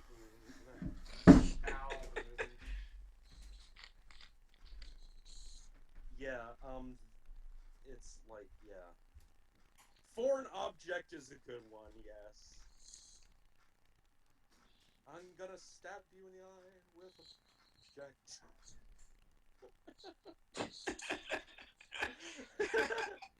No, really, that's what the song is about. I believe it, honestly. It's about cheating in pro wrestling by stabbing someone in the eye with a foreign object. Yeah, it's been a long time since I listened to the album, like, in full, but, I think that, like, one thing that really stood out to me to them, regarding them was, like, I was able to just, like, put, I was playing, like, some Flash platformer on, I want to say Armor Games, and just, like, put on, I can't remember the name of the album before the Champ, but it was that one. And I just, like, left it on and, like, got into, like, this weird sort of trance where the, like, cool. the, like, songs and the game just, like, became an experience among themselves. It was pretty great. That is pretty great. And they're making a sequel to the Flash game, so I think I'm gonna do that again, with the new one that they're putting out for the map. That sounds good. Yeah.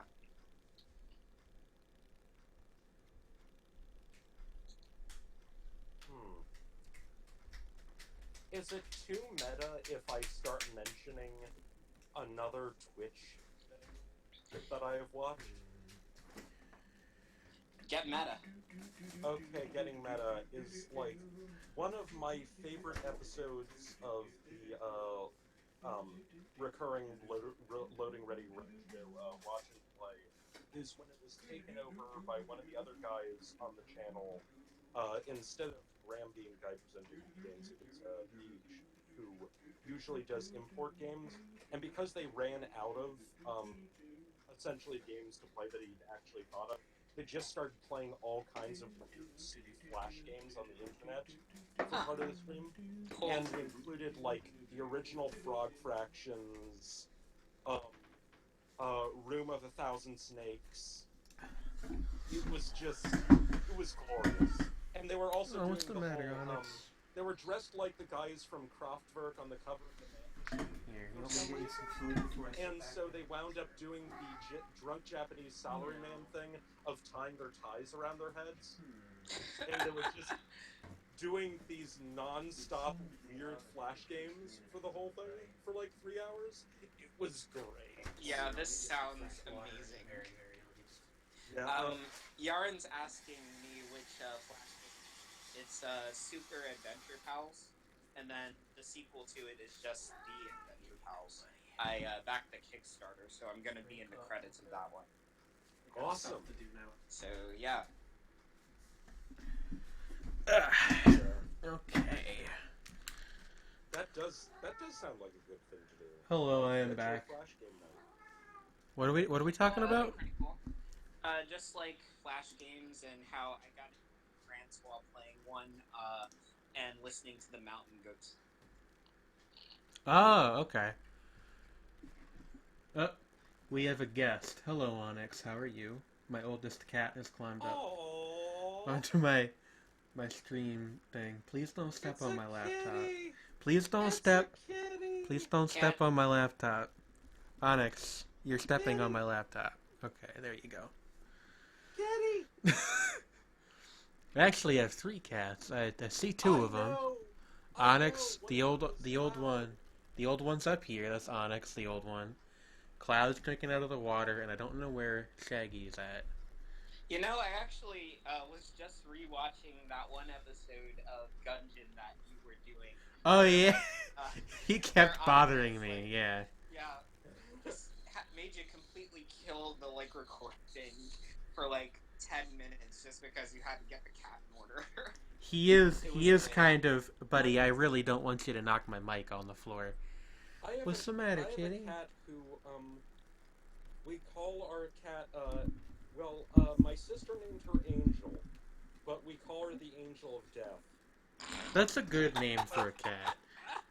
Because she is, the most ferocious mouse hunter ever.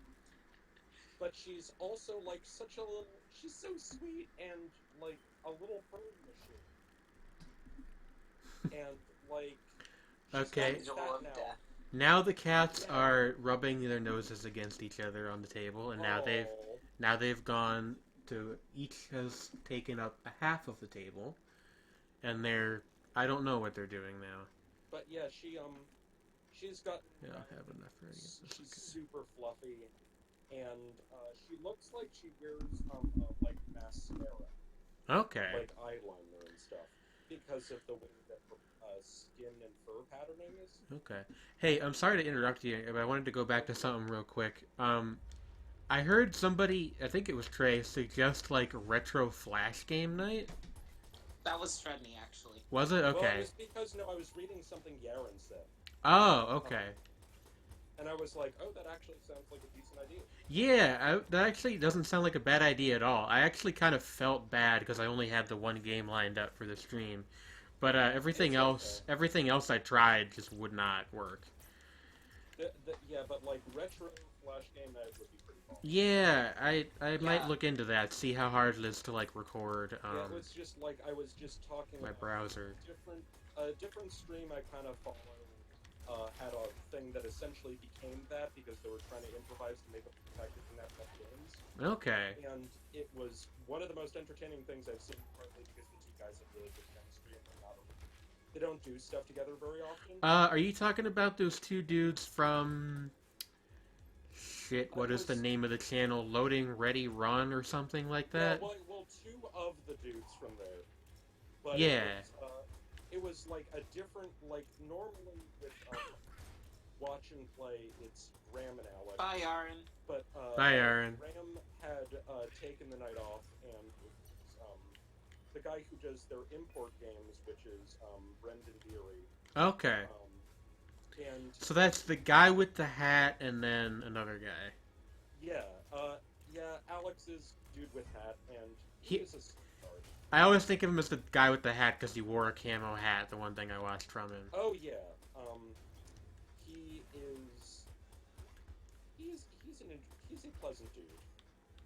Yeah, not like 100% my style, but I did enjoy the couple things I watched from them. He's engaging and a very nice person. I hope that we are engaging and very nice people to the couple people that are watching right now. Yeah, I hope that as well. But yeah, I would be down to do that. Yeah. It would just be a matter of like lining up the games to play. Yeah. Yeah, because unfortunately, when I was a kid, I played, I don't know if anybody else is familiar with it, a lot of games on bonus.com. Anyone know that? I feel like I've heard of it, but not necessarily it as like my go-to game site. Yeah. Mine was GameSloth. Okay, yeah, it was just one of those like portal sites where they would just rehost like. Yeah. Oh, I have to. Yaren apparently has left. Bye, Yaren. Yeah. Have a good night.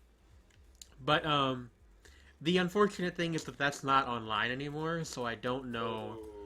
I don't know where we could get stuff, but we could get stuff that I've never played too. So. Unless of Weren't course. you on Congregate? I was for a while actually. Yeah. We could do stuff there, I guess. Although I don't know many from there actually that I would want to play, but we could find some, I'm sure. You know, I'm just thinking of like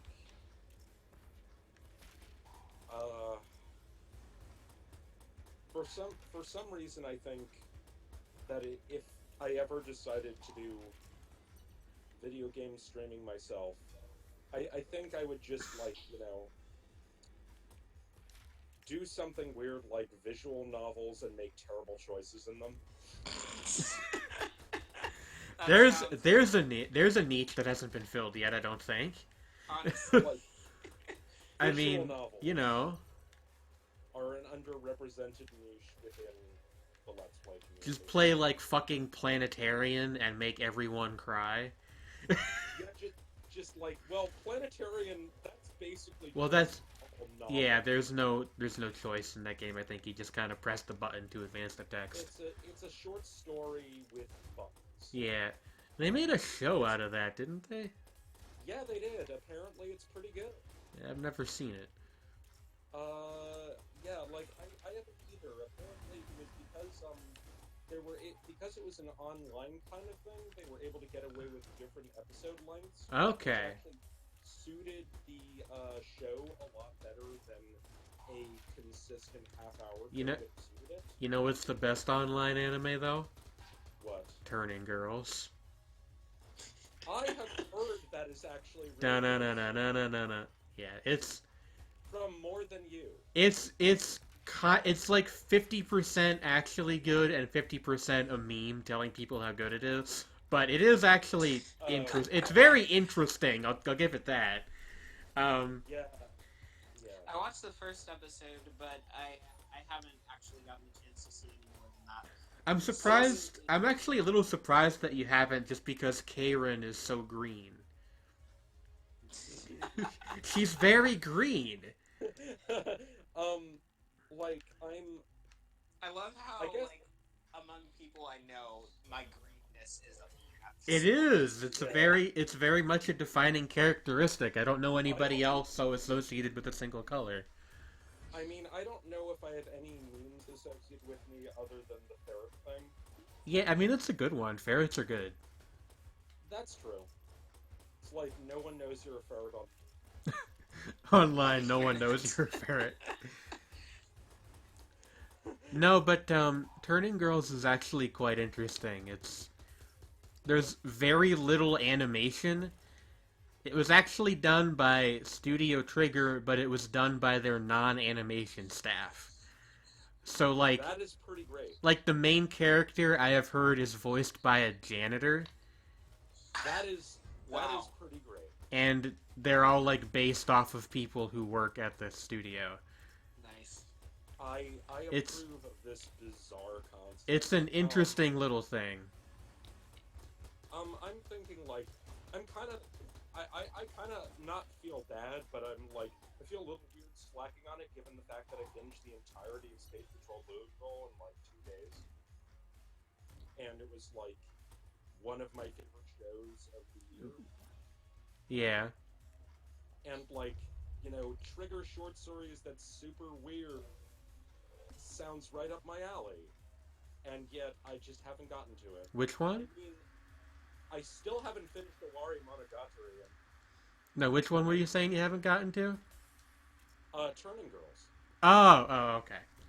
Like, cause, as I said, like... I mean, yeah, that's the sort of thing you can kind of just like watch in an evening. It's like the entire thing I think is like 45 minutes. So, you know, Yeah. there's no Yeah, rush. Exactly. I know. I kind of have a sitting potential, thing to, like, I'm essentially being saved a spot at this one, older, not-for-profit anime review site, but I still haven't got the amount of reviews in I need to actually get on there.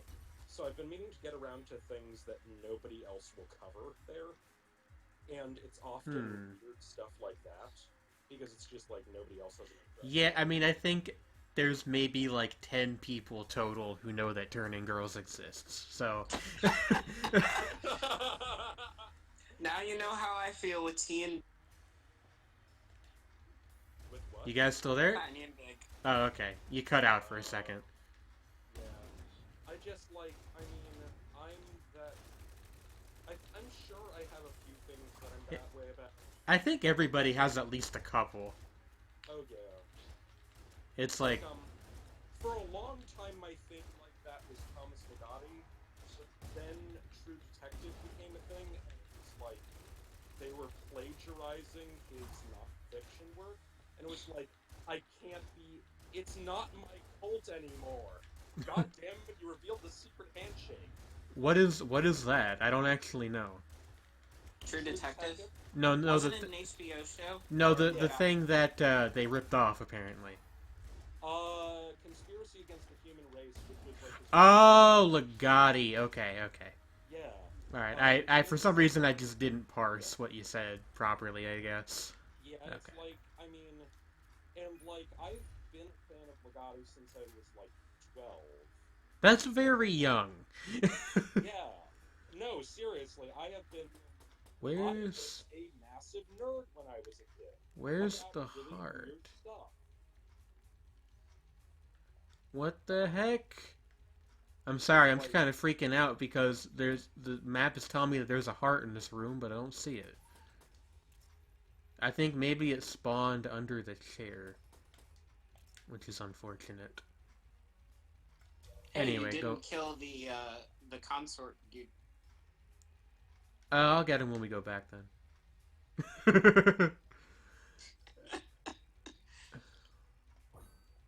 Alright, let's go.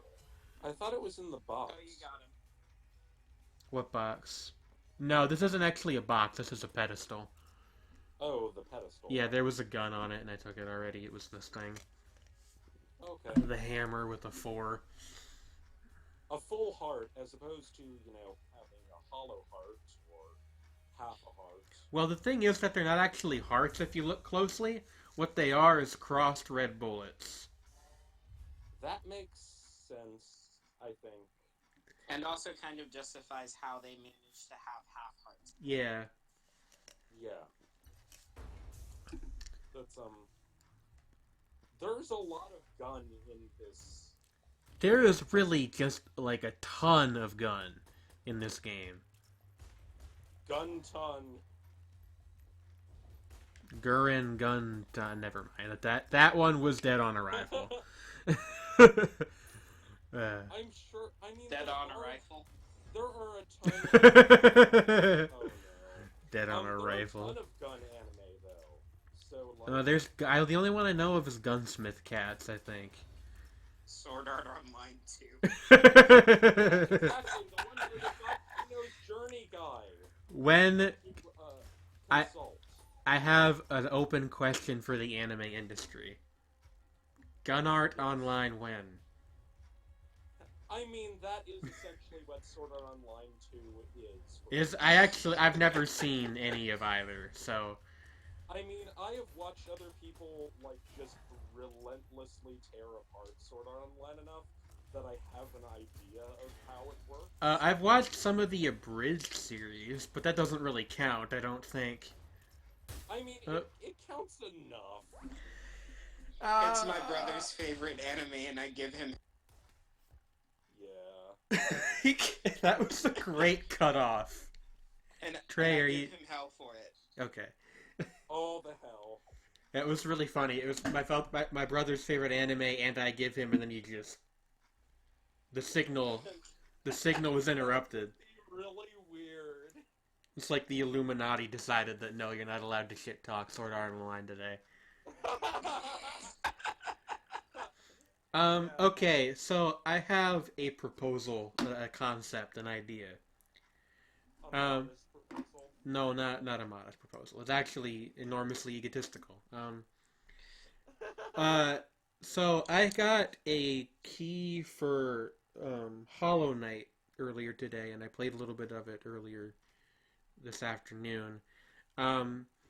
It's a very interesting game, and I kind of would like to show it off, but I haven't tried streaming it yet. So would you guys want to see that? Like, you two? Sure, whenever you want to do that, I'd be game. Yeah, like I meant like right now, because I keep dying in Gungeon. If you can figure out how to do the thing, that is good. Yeah, I mean, it should stream fine. The only issue was that it was running a little bit choppily, but I think I managed to fix that. So... Yeah, I know literally nothing about it other than apparently it is good. Yeah, it looks like the type of game that I would probably enjoy too. That's kind of why I thought I should stream it, because it seemed like something that both of you guys would like. Let me just toss up a picture here. Just get that going right there. We'll see it in a sec. There we go. And I will try to make this work.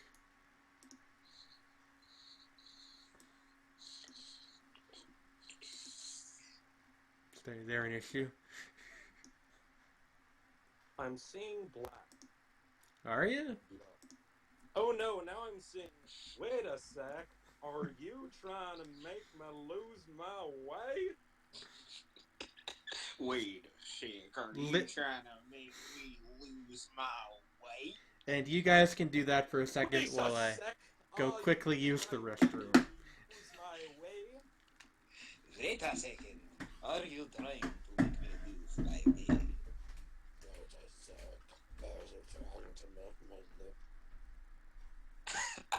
It cut off. Oh no! That was a good one. Yeah, it was a good one. The Illuminati hates us. The Illuminati! The Illuminati! I'm a gun god. Nuclear throne.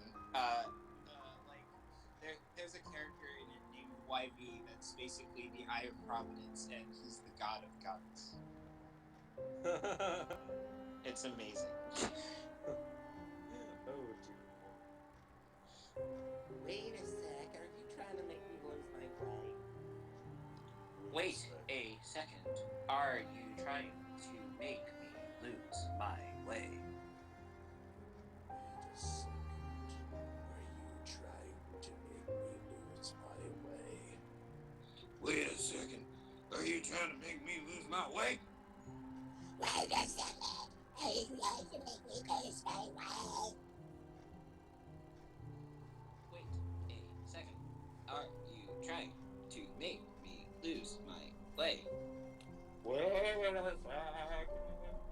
Trying to make me lose my way. That was my Genesis P Origin subhuman rendition of that one. Alright, I am back. We'll take requests from the audience now. No sense is good, and nonsense is good. You guys alright in here? Exactly. Just checking? We're good. referencing Genesis P. Orange with our our patron good saint.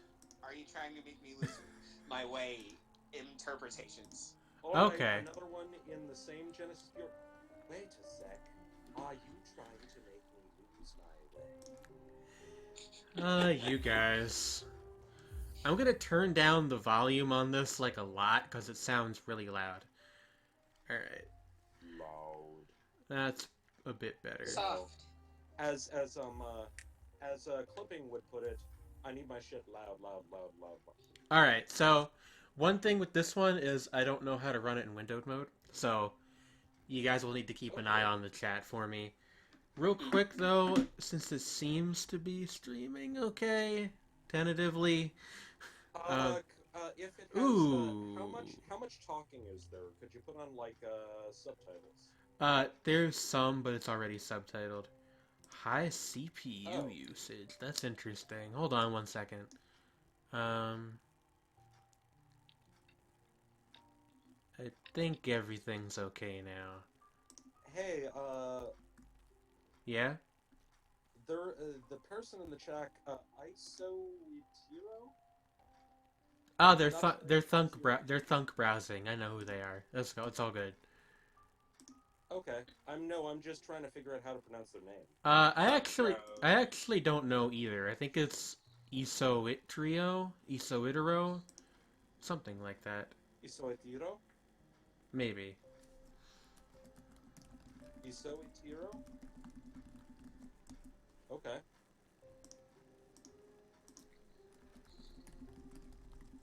Just telling people that I'm switching over to Hollow Knight right now. ISO-Tiro. Okay. Okay. Isotope. Okay, that works. Hello, Isotope. Hey, that's the name of the baseball team in The Simpsons, right? In what? The Simpsons. That sounds pretty transcendental from, like, Simpsons level things. Ice Dorito. Ice Doritos. Alright, so hopefully this is streaming correctly. You guys can, like, see the menu. You should be able to see it soon.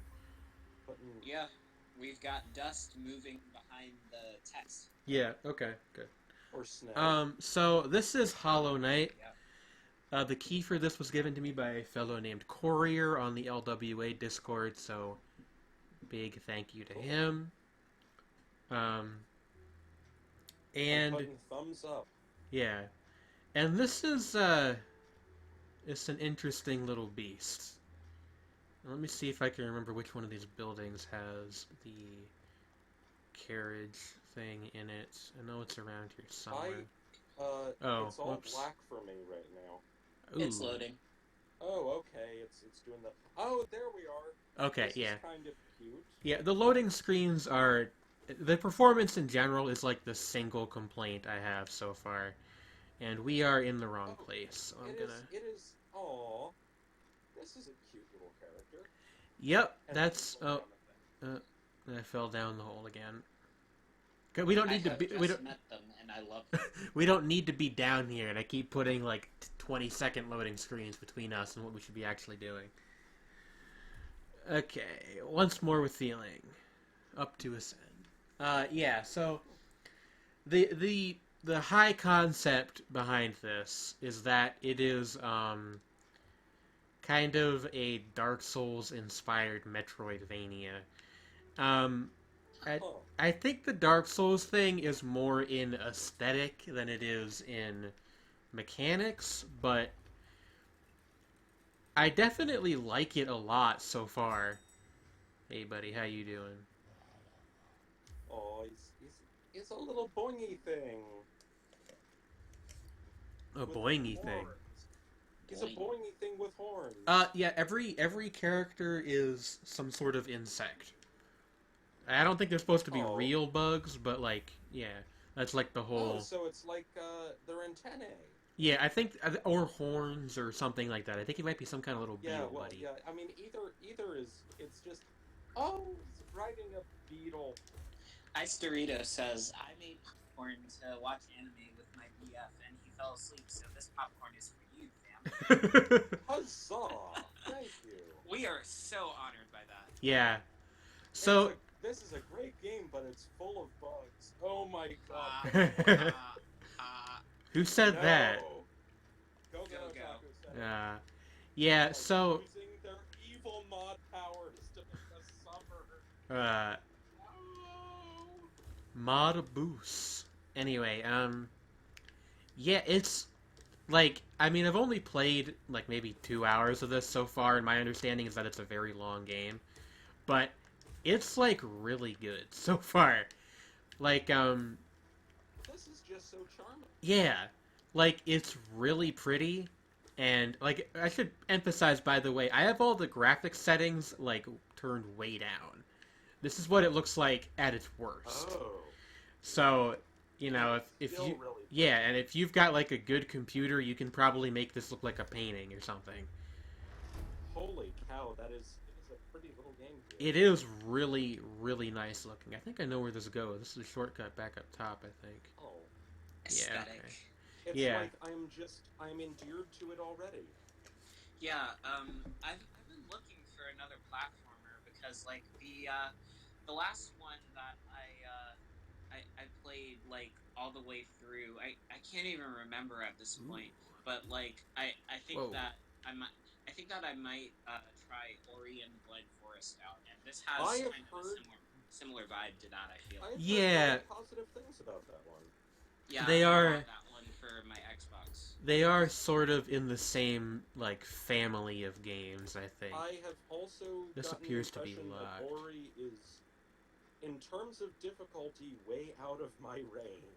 Oh yeah, I've heard that this gets pretty difficult too. It's not really been too bad so far, but like I said, I'm not very far in either. Yeah, it's like Heck. it is just I You can also go Super Saiyan to heal yourself, which is pretty cool. Huh? You'll see me do it in a second. Funky. Hey, you guys have swords and shields. That's new. sword. Be my mirror, my sword and shield.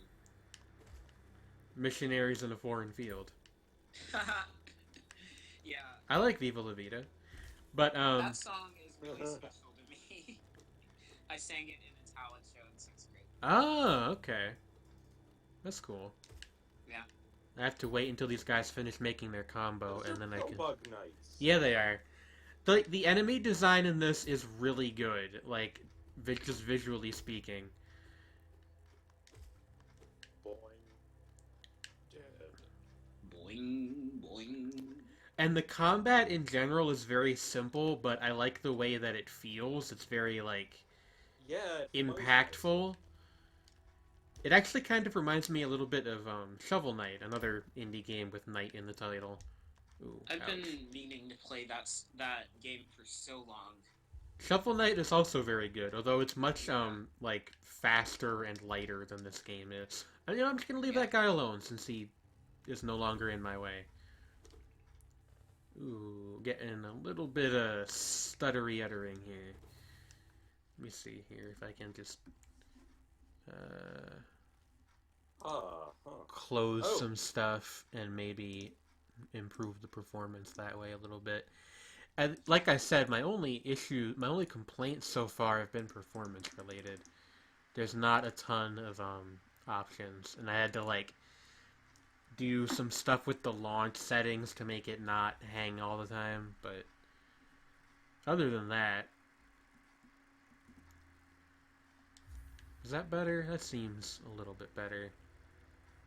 If it gets too bad, we'll just switch back to Gungeon. But it's a very lovely little game. I like it a lot. Oh. Uh-oh. I am still alive. Oh, I accidentally closed Discord. I'm stupid. Oh, God.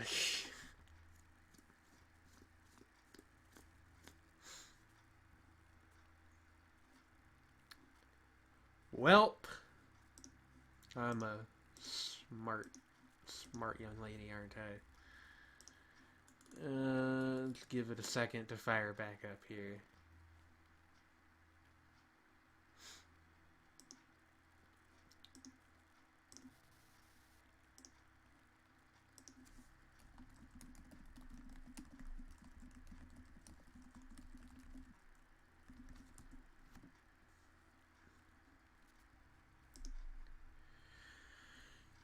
This will be an embarrassing part of the VOD, for many reasons. Hello out there on YouTube. Do you enjoy looking at a black screen while I reconnect my call thing? Hi, I'm back. Hi. Yeah, Yay! I'm not very smart. I accidentally closed Discord. Yeah, we heard like 7 seconds after the fact. Yeah. Are we live? Yeah, we're still live. I didn't accidentally close OBS, thankfully. Cool. Thank God. Because that would have been a nightmare. I would have had to, like, upload the stream in 2 parts later, and... Jesus. That would have been painful. Yeah. I don't ever like doing that. I prefer to just keep it as one video if possible. Yeah. So, Or like, if... still with the tiny... With, like... Just, yeah. You're a little girl wormy thing, and you're fighting the things that are exploding into honey now. Yeah, I think it's supposed to be like acidic saliva or something. I don't know. It could be. Makes sense. But still, it's like, you know. The horns give me a very eco vibe. Eco as in ICO? Like, Yes. okay. Yeah, a little bit, actually, now that you mention it. Yeah, you know, it's weird, because, like, that game, I played it as a kid, and it's, like, totally 100% not the type of game that I would have expected my dad to, like, but he loved it. Huh. I am getting brutalized by these, like, bombardier beetle dudes. Holy crap.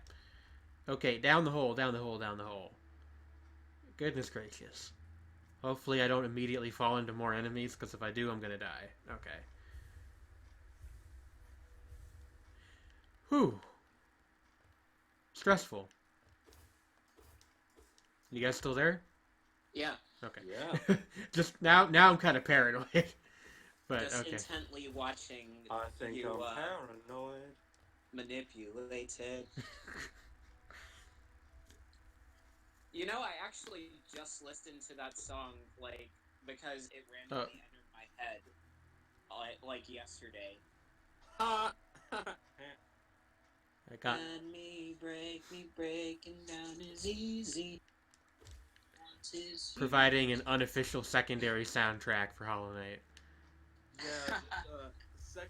Yeah, it's just like, yeah, there are certain songs I remember from when my friends and I, it is kind of funny that in between practicing as a band, we would in fact play GarageBand.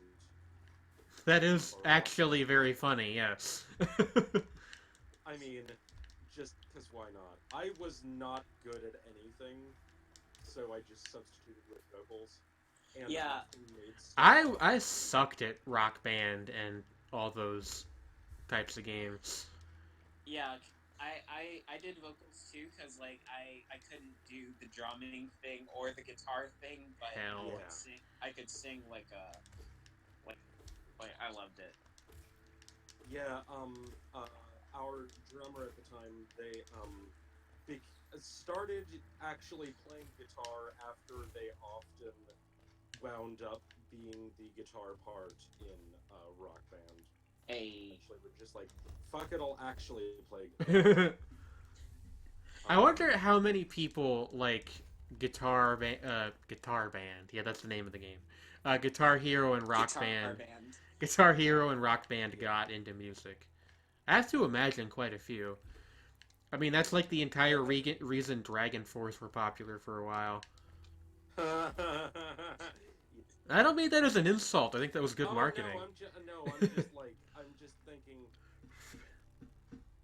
I have no particular force whatsoever. They exist. I don't have an opinion on them, but I really like Through the Fire and the Flames. Cool. Same. I think that's a very good song. Yeah. Yeah, It it's it like has it has its like charms. Mm-hmm. I associate it with middle school and having a friend that was like the type of person that would memorize the like chord patterns in Rock Band. Well, not even Mm. Rock Band, Guitar Hero for like Okay. Slayer's Raining Blood and shit. yeah. Ooh. Oh, when I went to one of my friend's house, another one of my friends tried to scare me by starting up when I was entering the room and all the lights were off, and I was just like, "Oh, Slayer." It's hanging a little bit. Hopefully, this doesn't like. Affected too much. Yeah, you all right there? I need to get Sredni? like what? It was just like it was weird. Yeah, I think that's happening for Oh everybody. dear. You guys hearing? You guys like crackling up? Hey, Yeah, I'm getting a little crackling. Yeah. I think that's on my end, but I'm not 100% sure. Hopefully, it'll stop when the game decides to come back. Yeah. Actually, tabbing over made it stop, which is interesting. Huh. It's not crashing, it's just taking a very long time to load the next area for some reason. It does this sometimes. Like I said, performance, the one thing I'm not. performance issues. Yeah, Oh yeah. one thing I'm not entirely happy with. But Ooh. yeah, it's just like I think Jeez. that that's that like I think that sealed my destiny. Even though at the time I didn't listen to metal really, into it was simply because I just didn't react at all, Yeah, and they thought I would be surprised or frightened, and I was just like, "Oh, hey, Slayer," because like I yeah. knew Jeff was into Slayer. I It's have just like, I have that delayed response type thing with a lot of different things that I enjoy. Because like Rayman, I've known about it since I was like I don't know 6, 5 oh, ish. Because like I an ad for the third game in a magazine, and I'm writing a podcast about this. Um, cool. I like saw the ad. It never like acted upon it, but like it's stuck in my brain, and it's stuck in my brain for I want to say Huh. 10 years before I actually acted on it. Huh. Hey, sorry Yeah, to interrupt. Are you guys still just seeing this still of me jumping into an elevator? Yeah. yes. That's interesting, because I've done a lot since that happened. Alright, Oh I dear. guess we're gonna Well, have it is. to cancel the Hollow Knight. Oh, Ooh, oh. encoding We'll using figure something out. high CPU, consider switching to a different codec. Hmm. Never gotten a warning from OBS before. Yeah, I think we're gonna have to say goodbye to Hollow Knight for now, unfortunately. Yeah. I mean, it is a really pretty still. I have to say that. Yeah. Yeah, It's a really pretty still. it's a good game and it's good looking. Like I said, the only issues I have so far are performance related, Yeah. but it runs pretty much fine when I'm just playing it like by itself, as long as I don't have too much else open. Oh yeah, They I said totally. yeah, they said that they're like trying to work on optimization in general and hopefully like make it. Yeah, that's like me trying to record something in Logic with a lot of instruments. and then it just eats up Yeah. all the CPU Actually, space. to sneakily cross promote here, on my last album, there's a song called Memory Leak Mushroom, and the reason it's called that is because when I was doing it in FL Studio, I did something wrong, and the program decided to go all fucky, and thankfully I was able to recover the file, but I just never thought of a better title, so it stayed that way. That's a good title. It's a good I title. listened. I started listening to that one. And Oh, we've got video. It should be Enter the Gungeon again now. It should. Cause I have Yeah, we're still seeing Hollow Knight. Well, that's interesting. You guys must be very far behind. I guess like the delay just must be really high tonight, like the stream delay. Probably. that is really odd. Yeah. But Well, that's okay. We'll like, switch back to Gungeon. yeah, it's like I have been that one. Still gotta continue with the plug. Is that No Man's Land is fucking amazing. You did real good there. Wait, which one was amazing? No Man's Land. Oh, thank you. Sorry, I kind of was like not paying attention for a second because I was trying to get the game to cooperate. Oh, yeah, but I just have to plug that one because it is pretty great. Well, thank you. I can't pinpoint the one that I like best, like as an album wise, but like song wise, I definitely have like a few favorites, definitely. Well, thank you very much. That does mean a lot. I don't have enough released under my recent name to even have anybody be able to pick anything as a favorite, I don't think. Except that Emil said that he really liked my recent collection of really old stuff that I did. Which is kind of interesting. And it's like, I always feel, and I'm not going to tell you how to feel about that, but I always feel like kind of disheartened when I hear that because it's like, oh, okay.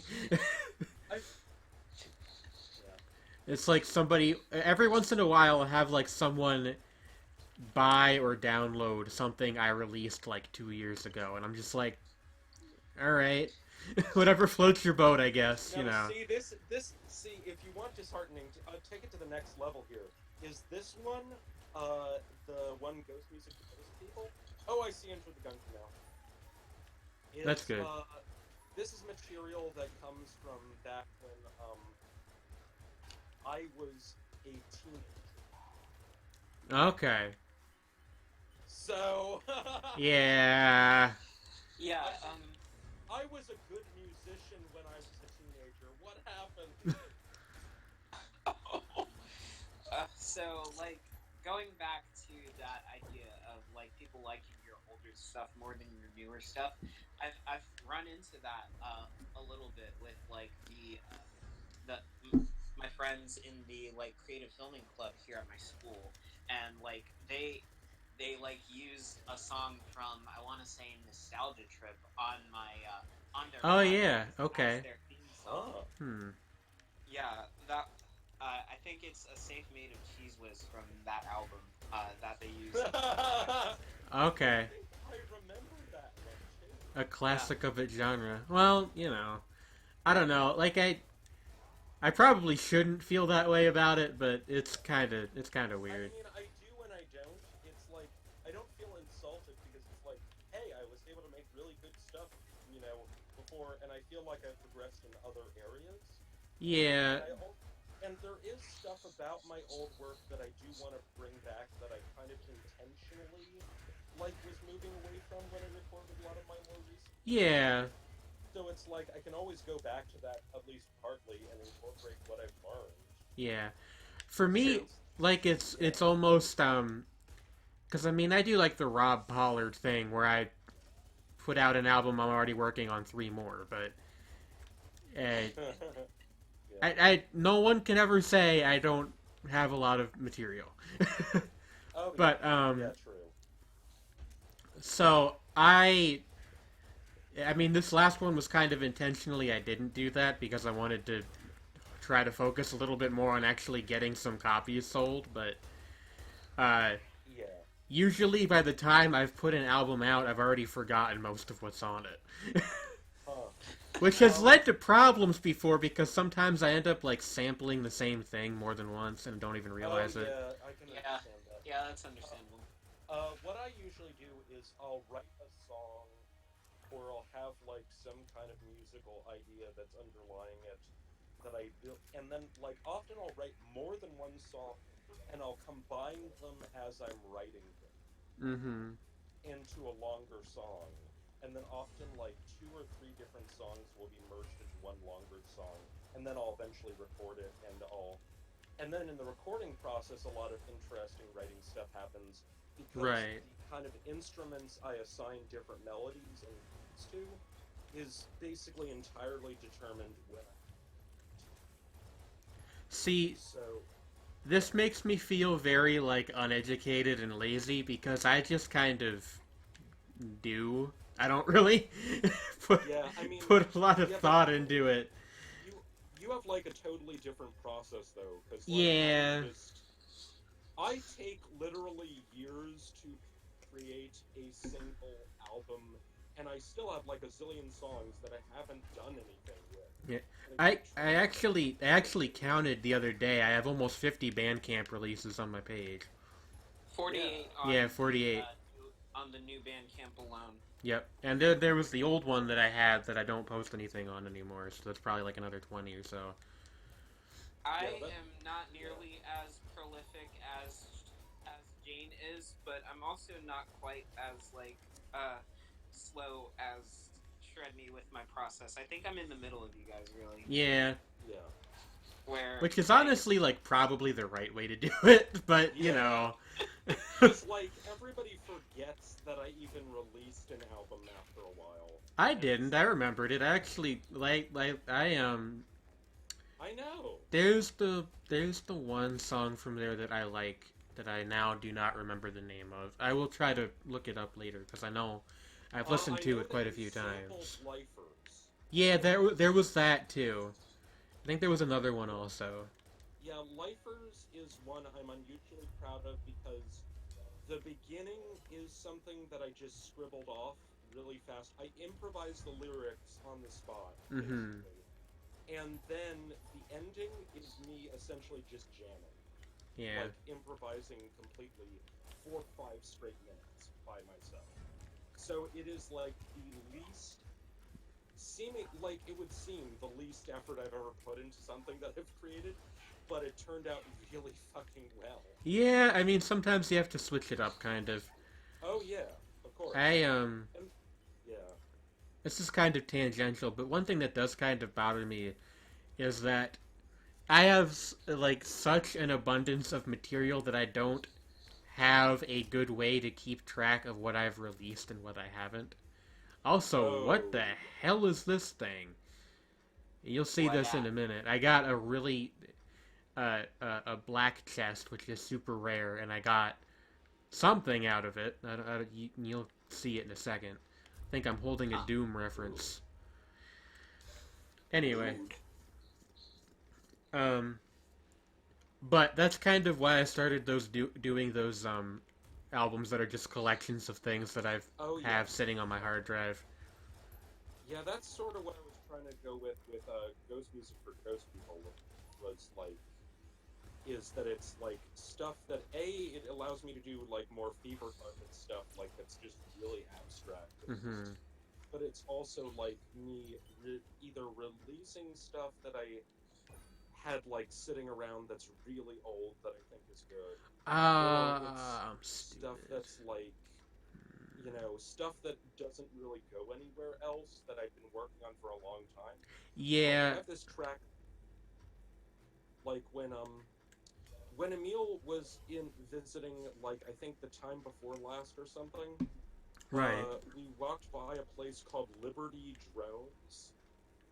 And so I had the idea for a track called Liberty Drones, and it's literally 1,776 seconds long. Wait, I actually don't. How long is that in minutes? 29 minutes 36 seconds. Okay. Yeah, that is pretty And long. and there's a long section in it which is to represent our current political situation, which is 666 seconds long. Heady. Oh my god.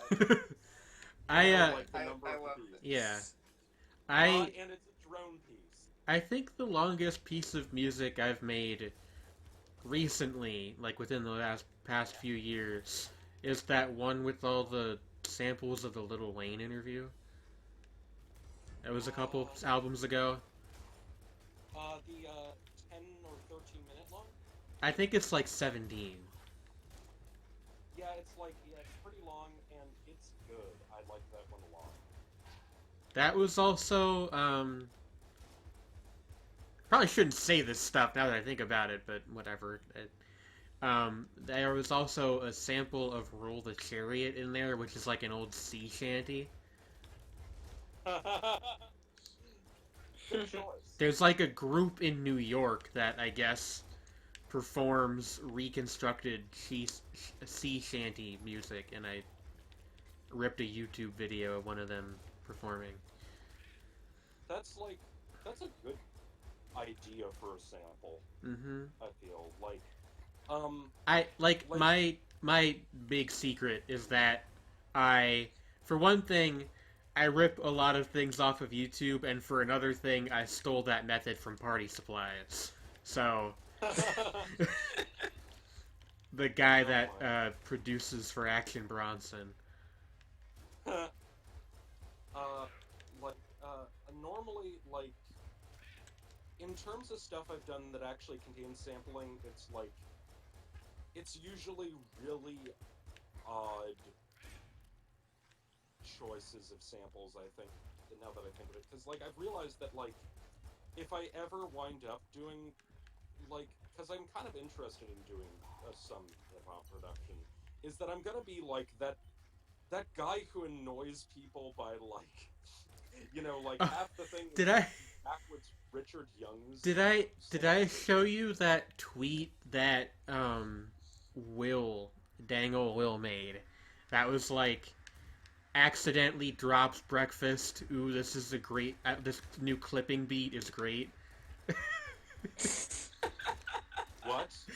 Listening to what? No, the tweet was accidentally drops breakfast. This new clipping beat is great. That's true. Or something like that. I mean, I love clipping, but it's true. Yeah. And there was a guy that was interviewed by some music magazine a while ago, some producer out of Chicago, and he was like, "Yeah, I like to record myself unzipping things and sample that," and I'm just sitting here thinking that have gone wrong somewhere because I'm not being interviewed by Pitchfork for sampling zipper sounds. Yeah, but sampling zipper sounds, zippers make good noises. They do. I'm not saying that he's wrong for doing that. I'm just, Yeah, didn't. yeah, and also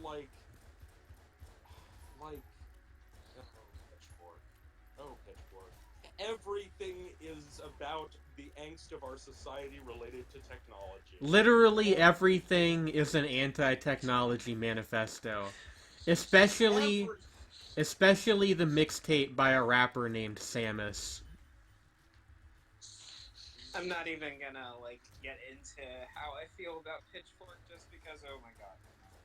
Yeah, there's I don't even dislike Pitchfork. They have a weird anti-technology agenda that I don't quite understand. They have, yeah, I don't get it either. I think it's them trying to. It feels like they're trying to bite on Tiny Mixtapes angle on weird ideas. Because after they lost writers like Brent DiCrescenzo, who invented the whole doing a review that isn't about the album but it is thing, and they left because Pitchfork is kind of like the Rolling Stone of the internet, which is to say they're kind of hacks. Well. They after that happened, they tried to find the next new thing with that, which is like kind of low key ripping off Tiny Mixtapes, just not doing it as I don't know, cause like every Tiny Mixtape review I've ever read has been like this weird. Oh, I actually, I'll be completely honest with you. I don't like Tiny Mixtapes at all. I think their reviews are like profoundly unhelpful and just not I mean, very interesting to read. I mean, But it depends on the review, but I get where you're. especially their rap reviews, which are Their fascinating. rap reviews are fucking bizarre. But Guys talking about tripping off of LSD in a Young Thug review. It's just not. I mean, the thing about Tiny Mixtapes that I do respect is that, and actually, Nani described this once when talking about Tiny Mixtapes and why he likes them, is because the thing about a Tiny Mixtapes review is, with a lot of the stuff, like, is that you'll think that it has nothing to do with the album, and then you'll listen to it and you'll know this is exactly what this album feels. Yeah, but like I understand that, and I even like if that's what someone wants out of a review, that's totally fine by me. But like when I read a review, I want to know how the person felt about it, and maybe like a little bit of background about the musician. Like I don't. Yeah. I think it kind of comes down to whether you consider reviews an art form unto themselves or as more of a vehicle for music to be propagated or not. I mean, or rather, like, or within that, whether your aim is more utilitarian, or whether you would, like, kind of, I don't know how to explain it, aesthetic. Yeah. But then there are, Tiny Mixtapes reviews, which are essentially essays on the subtext and content within a work. Yeah. They do a lot of those, but they are also so intensely academic that it kind of becomes obtuse. Yeah. Also, I do just want to point out that I think all three of us are very well aware that an Enter the Gungeon Let's Play is not the best format for discussing this, but you know. No, but it is like we have fun here. I mean, it's just like it is a good background for discussion of all kinds of strange things. Yeah, it is. Ooh, a piggy bank ring. I don't think I've ever seen this one before. Aids the fiscally we are responsible. nothing if not willing to blaze trails with our discussions here. Yeah, you know. Indeed. Increases health substantially. Any purchases will shatter the ring. Interesting. So yeah, like yeah, it's just like I kind of like I have mixed feelings about them, but I dislike a lot of the worst excesses of Tiny Mixtapes are at least inventive. Yeah, I guess that's true. That And, I will concede. It's like respect, but not like necessarily. Yeah, I guess I get that. Yeah. Not respecting or. And that's like the problem of bad Pitchfork reviews. There are good Pitchfork reviews that just aren't enough. Whoa. Honestly. Hey, you seeing how this gun that I picked up works? You should in a second. What is it? Okay, it's moving sideways. What? I don't know if I'm that far in yet. The BFG gun. The hand cannon. Yeah. And then it's very. You just got the Biggie Bang. I'm seeing here. Oh, okay. You're not there yet then, though. I'm fighting the boss right now, actually. Okay. Wow, I am so behind. Yeah, it must just be really like there must be some kind of event going on or something. Probably. Oh, like just dragging it. Oh. Yeah. That is unfortunate. Who wants to place their bets on ease?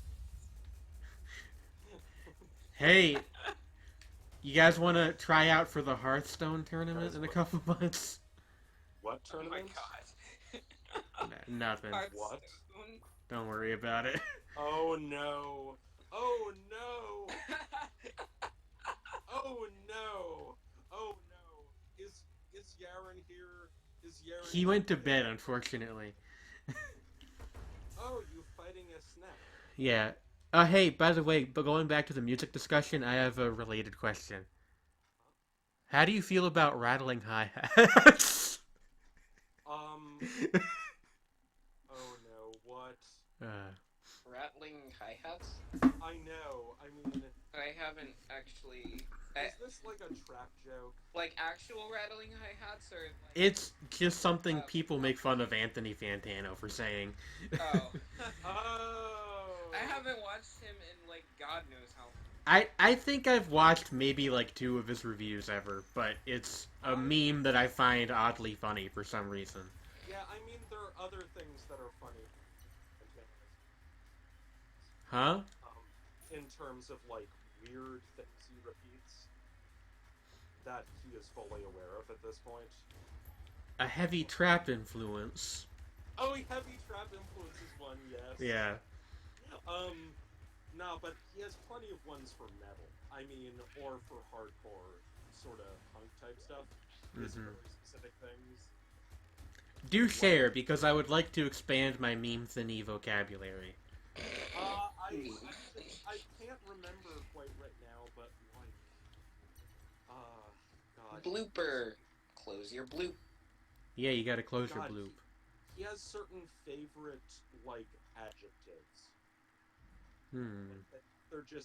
They are distinctly Fantano adjectives. Do you think he owns a word calendar? Does he seem like the type to you? Nah, but it's just that he describes certain things in particular ways that get kind of funny when you see enough of his videos. Yeah, I mean, I think most people do that. I do too, but the thing is, like, it's hard to know what they are when you're you. Until somebody points them out. Exactly. Like, my friends back when I was in high school pointed out that I used the word vaguely, like, constantly. One of mine is I say legitimately a lot. Not so much, like... Mine is apparently. Like, not so much when I'm speaking aloud, but when I'm writing, like, text-to-text communication, yeah. What is one that I use a ton? Crap. Hey, this guy's making... Also, you guys won't... Also a lot. Sorry, you won't get to this one for a bit, but this guy is making, PlayStation buttons with his fists. You'll see it. A-O-X-O. Well, wait for the Killithid to show up. Oh, you're still alive. What an asshole. Wow, you guys really are far back. There must be something going on. There must be. Like a League of Legends tournament or something, I don't know. Oh, God. Somebody check the front page now, I'm actually kind of curious. If anyone in the chat has the time and desire. The chat has stopped at Ripsport. What? The chat is, like, the last message I have is Ripsport. I saw Asteritos say, unzip their unzips and says, "Give me money." After that, nothing past that. Yeah, I have, if the viewer statistics are to be believed, I have a high proportion of lurkers as opposed to active chatters, which is fine. That makes sense. No one's ever obligated to talk in the chat, you know. Anyway, I'm dead again. Dead. Maybe we should make it, like, a tradition that you, like, end the stream doing the MS Paint thing, because that was hilarious. I could do that. I mean, I don't think I'm getting anywhere in this Gungeon run. But It's after, if I lose this one fairly soon, I'll crack open MS Paint for a couple minutes. I need to run to use the bathroom. You two take over the stream for a moment. Okay. Fair enough. Now we can talk about him behind his back. Talk about him behind his back. I'm not that. I'm kidding. I'm not that kind of boy. No. XOXO Gossip Girl. You guys saw the Killithid making PlayStation buttons, though, right? I think we're getting to that now. Oh, wow. Yeah. Yeah, I just saw that. I wonder if that changes depending on what controller you're using. Because That would be pretty dope. I'm using a PlayStation controller right now. This is actually one of like this and Hollow Knight actually are some of the very few games in my Steam library that natively recognize a PS4 controller. For whatever Yeah, reason, it's becoming a bit more common these days for them to yeah. use them because the PlayStation 4 controller has gotten like some ground as the as another alternative to the Xbox controller on PC Hmm. because it's not as much of a pain in the ass to set up as the PS3 one was. Yeah. No, sorry. I see. You don't have to apologize. It's just making an observation. It's all good. Um. Yeah. For a while, for most games, I still have to use this program called DS for Windows that like spoofs the computer into thinking that it's a 360 controller. Yeah, But this one and Hollow Knight both natively recognize them. I think that might be I feel like I've because used it too. yeah, I think that might be because I don't know if Hollow Knight does, but I know this has a PS4 port, so that might be Yeah. why. I mean, I don't really know how this stuff works, but they might just use like the same code for both. I want to say Nuclear Throne has native PlayStation buttons in it too, or at least the ability to switch them to Okay. triangle, circle, X, square from A, B, X, Y if you're using the controller. Right. That makes sense. Yeah, I mean, I think 360 controllers are still kind of like the standard for using a controller for PC gaming, but I think that is slowly changing. Yeah. Because you got the... Sorry, go on. Yeah, I personally use a one controller these days now for obvious reasons. An Xboggle controller. X-Bone. Yep. I use the DualShock that came with our PS4 because it just... I return In the flesh. in the flesh. But... The god flesh. yeah. But yeah, like I was saying, I just use the DualShock that came with the PS4, and I know some people use the Steam controller. Yeah. Yeah, I have a Steam controller too. I love it, but I don't use it quite too much these days because most of my gaming has been on the one these days. Yeah, is the touchpad thing hard to get used to? It's okay. I mean, I tend to use the analog stick as my primary input, but Right. as a secondary input for if you're using it like the way you would a right stick, it works pretty good. Okay. And also, I actually really like the Steam controller for tiny and big, which is weird. But yeah, Interesting. the back things that they've got, the paddles that are built into the controller. Oh yeah, I forgot about those. Yeah. I feel like every controller has some weird defining extra element nowadays. Because these things, the DualShock has the weird bit in the middle. Ooh, silver bullets. Actually, now that I think about it, the one controller kind of doesn't really have anything in that vein.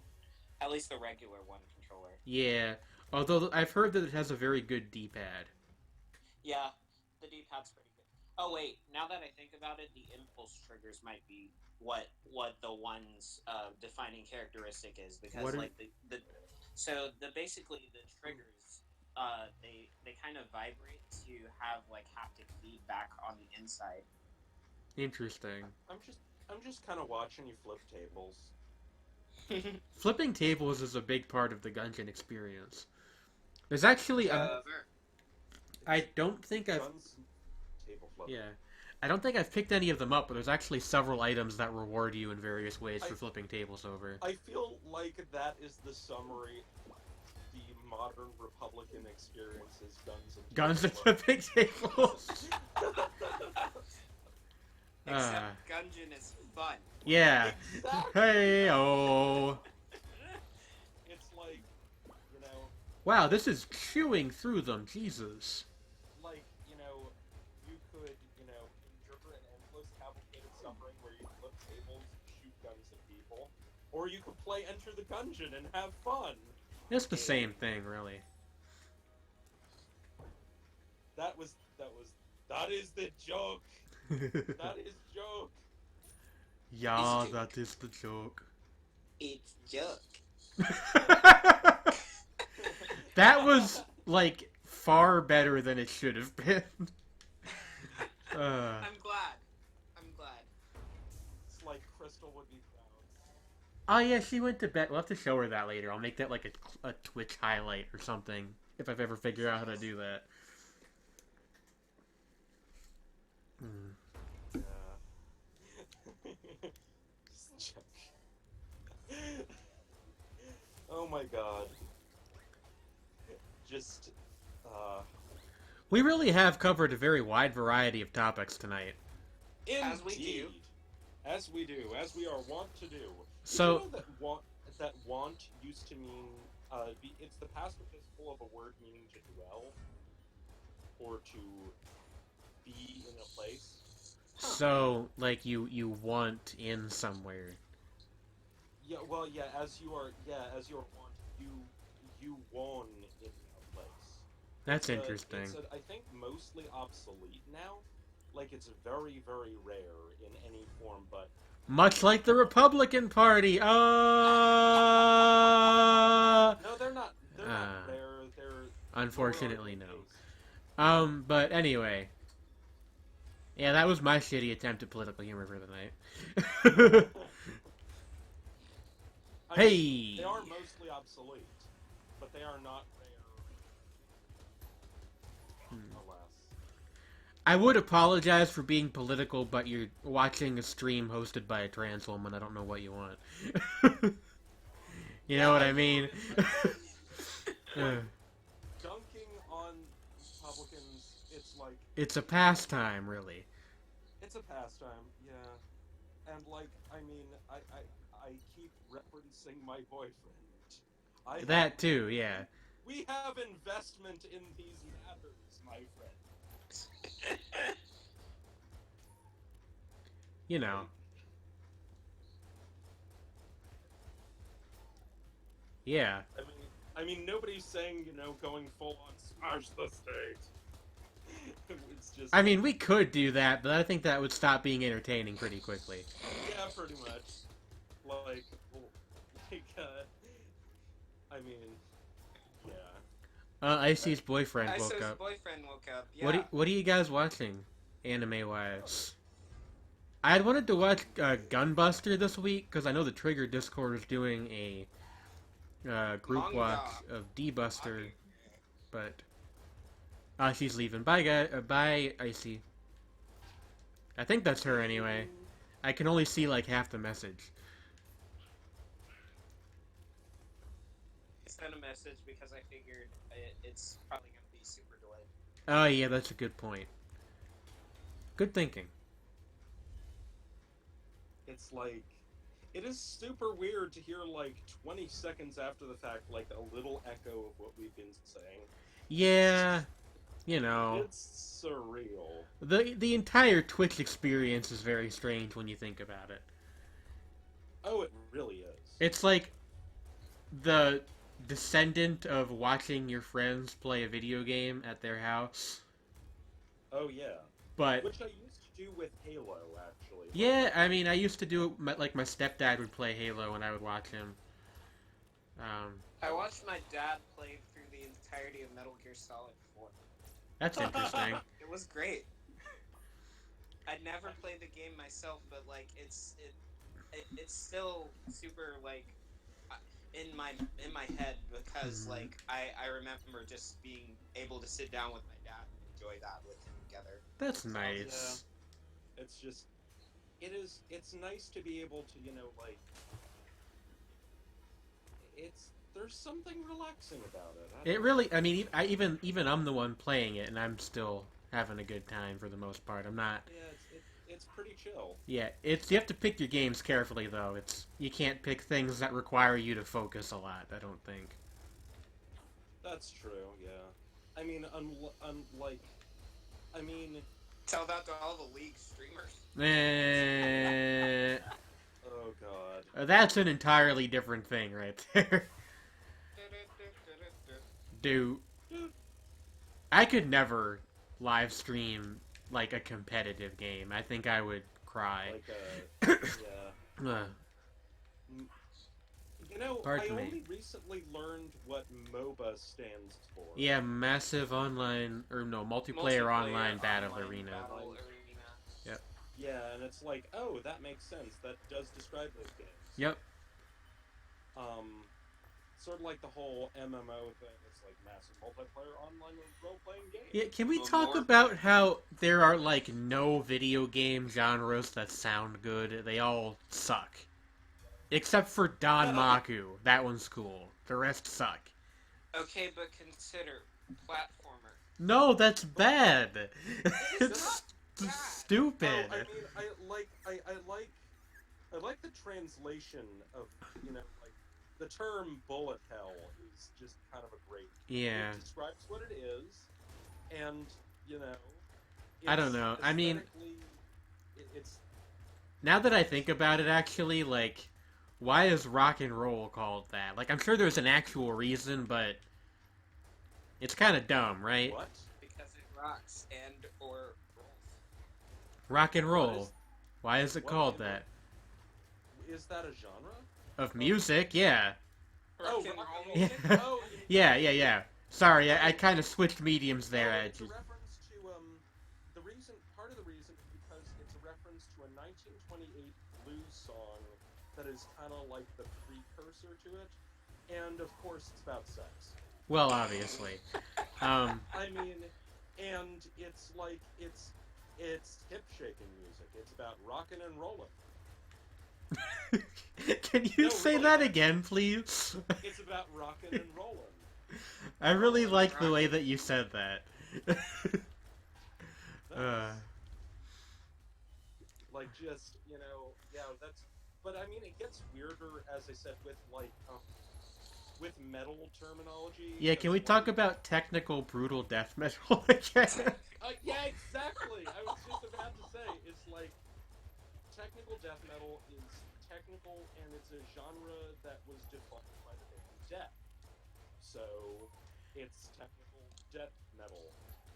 And then brutal death metal, it's because Yeah, but how do you feel about mallcore though? that is a derogatory term. Okay, but what about mall soft? It's a slur. Yeah, I mean, but it's supposed to be. I mean, it's a reference to a particular kind of like sinister, Antibody. emo, screamo kind of stuff. Like I actually meant to say mall soft, which is one of those things where I'm not even sure if it's Oh. real or a joke. oh, mallsoft is like a term for this particular kind of Vaporwave, yeah.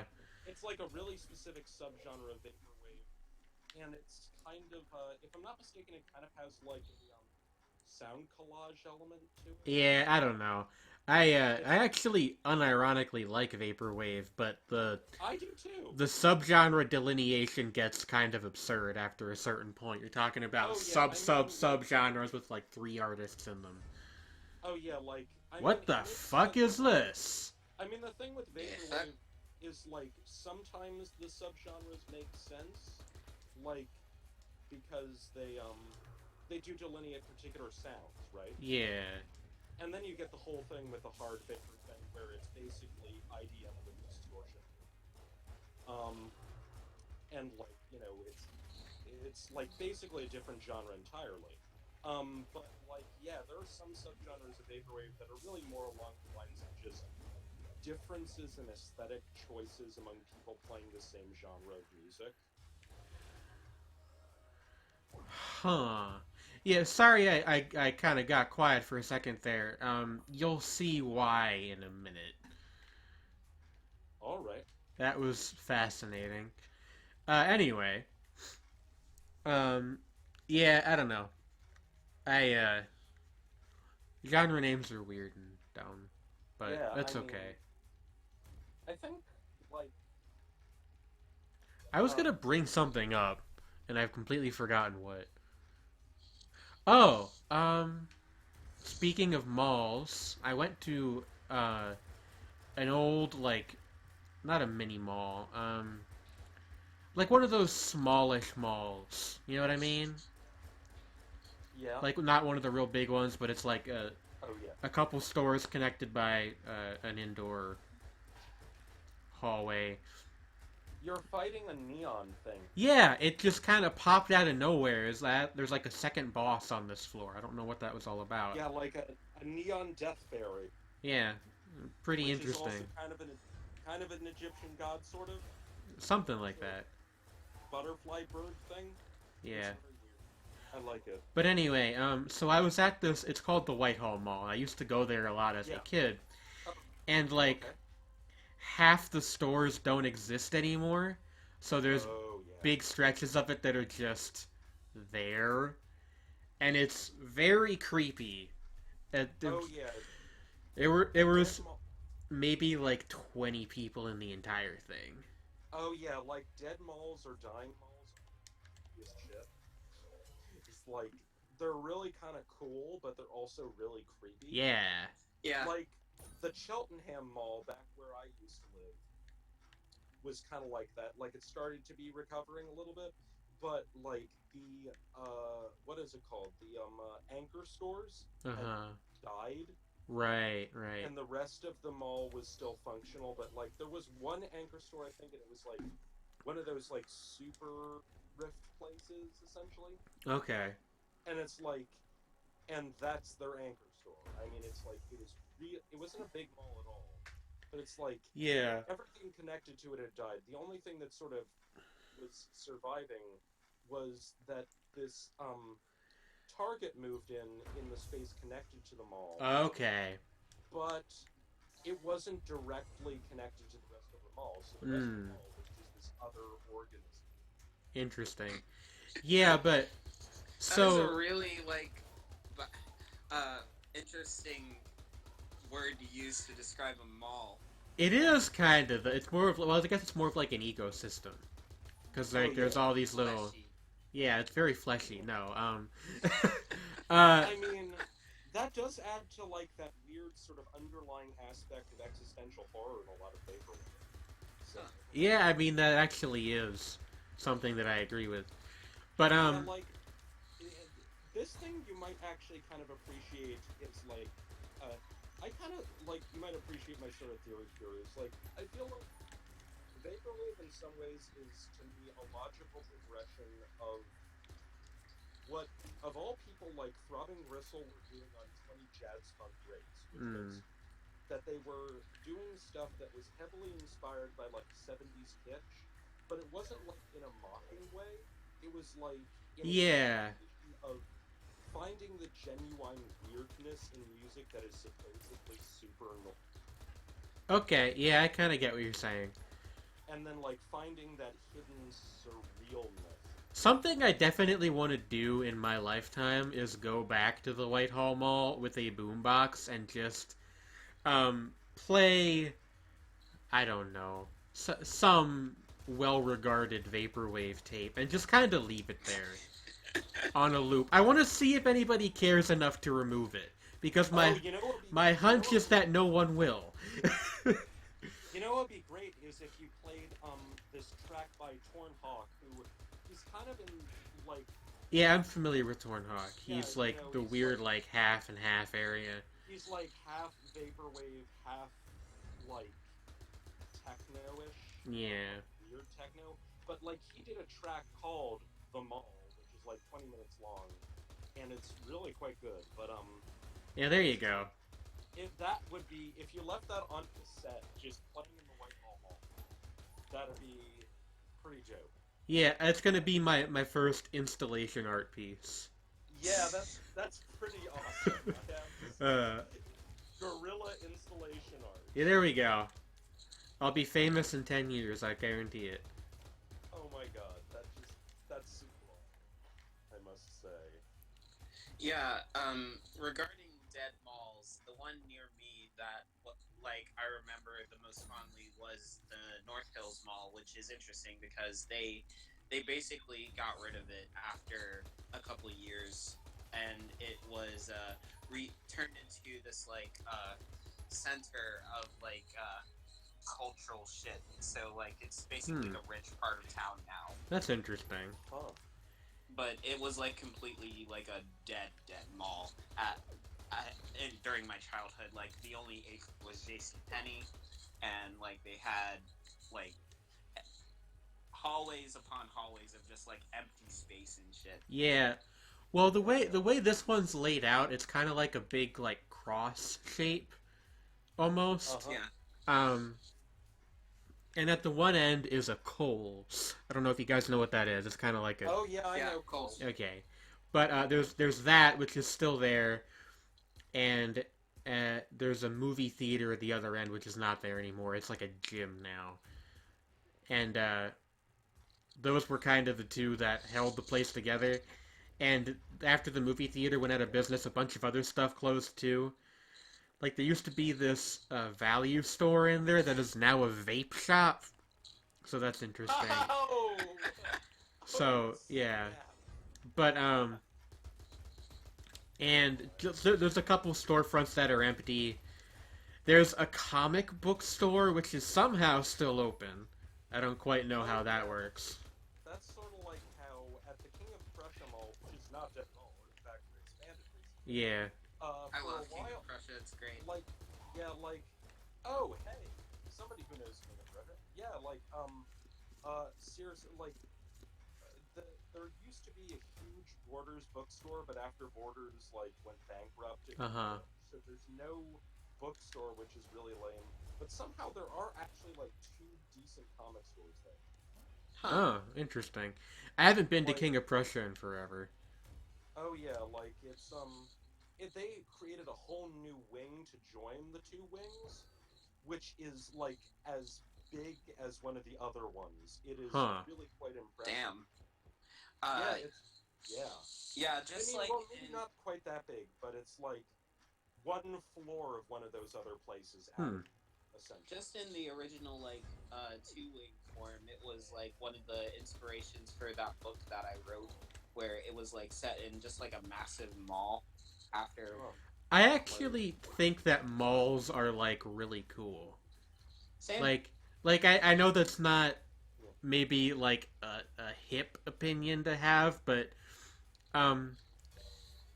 like I think there's something kind of weirdly compelling about like the intersection of just a bunch of businesses and a bunch of people. Yeah, you're in good Yeah. company here. I have always been fascinated by them since like I was a kid. Yeah, I will admit that, like, I have had like, I kind of think of, the way that I think of it is, well, I'm not a fan of the way that malls are run or organized generally. The idea of, like, essentially an indoor bazaar is something that does Yeah. appeal to me. Like, just the whole idea of, like, continuing that tradition of just having all kinds of different sorts All of the food stuff in selling one place, wares yeah. in one place is interesting, and it's kind of like there's not a whole lot of that in modern Western society. You don't see it Yeah. very often. There's not really. There's actually on a related note though, there is they call it a farmer's market, but you can buy pretty much anything there. In Allentown, that's kind of like that, and that's all indoors. It's a little bit like that that one place in Philly. I'm now forgetting the name of. That's just Reading a bunch Terminal. of yeah, Reading Terminal. That's just a bunch of food stores, but Reading Terminal is pretty great. Yeah, there's a market that my mom used to go to with her dad, which was like that, which was like a covered market where there was all kinds of crazy stuff that was out near. Was it Zerns? Is like way out in the Keelman? yeah.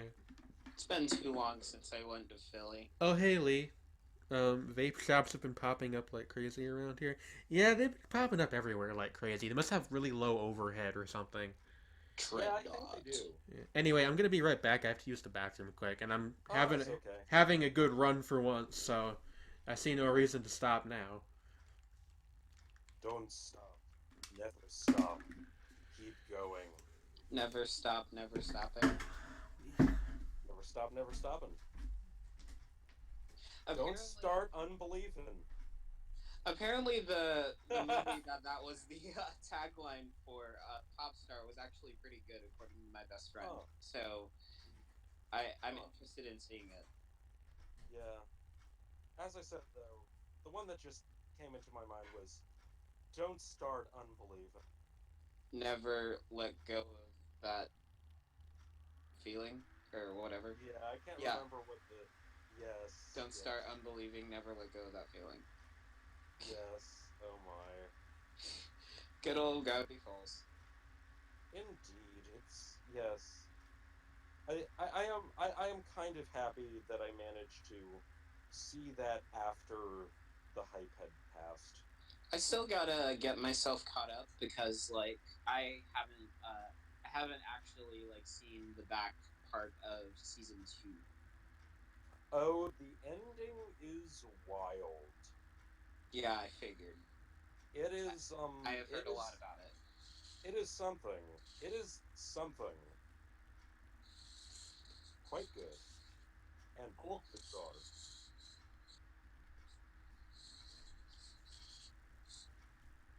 Let's see.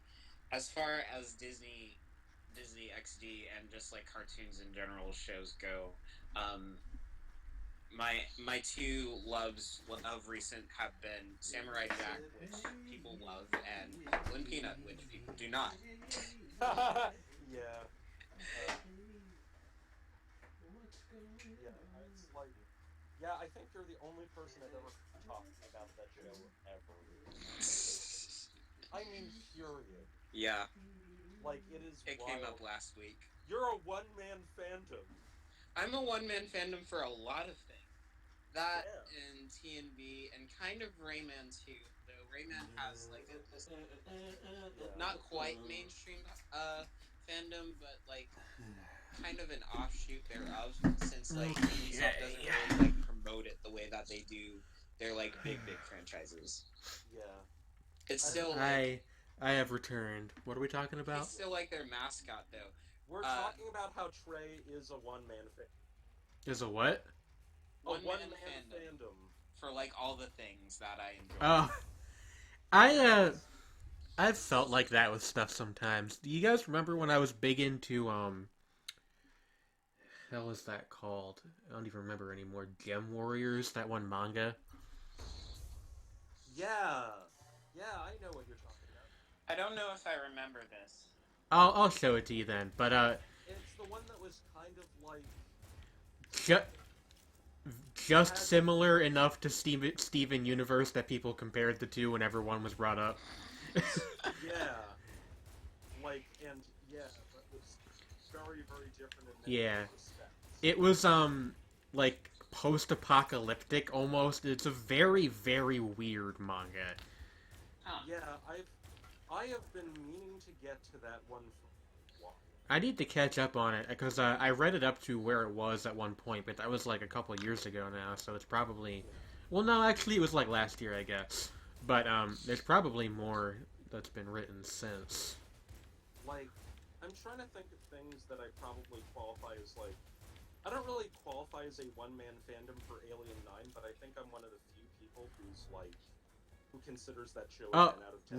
Relatedly, I am probably... Have you ever read Milk Closet? Milk Closet. I've been meaning to for a while. That, I have read that, and I think it is good, but, like, maybe not meant for someone like me.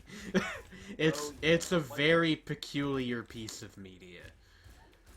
Yeah, Tomizawa is he started out as, like, essentially, he, like, early on kind of was, like, an intern for various shonen manga guys, but then he did his own series that was pretty typical in that vein with some unusual aspects, but then he did Alien 9.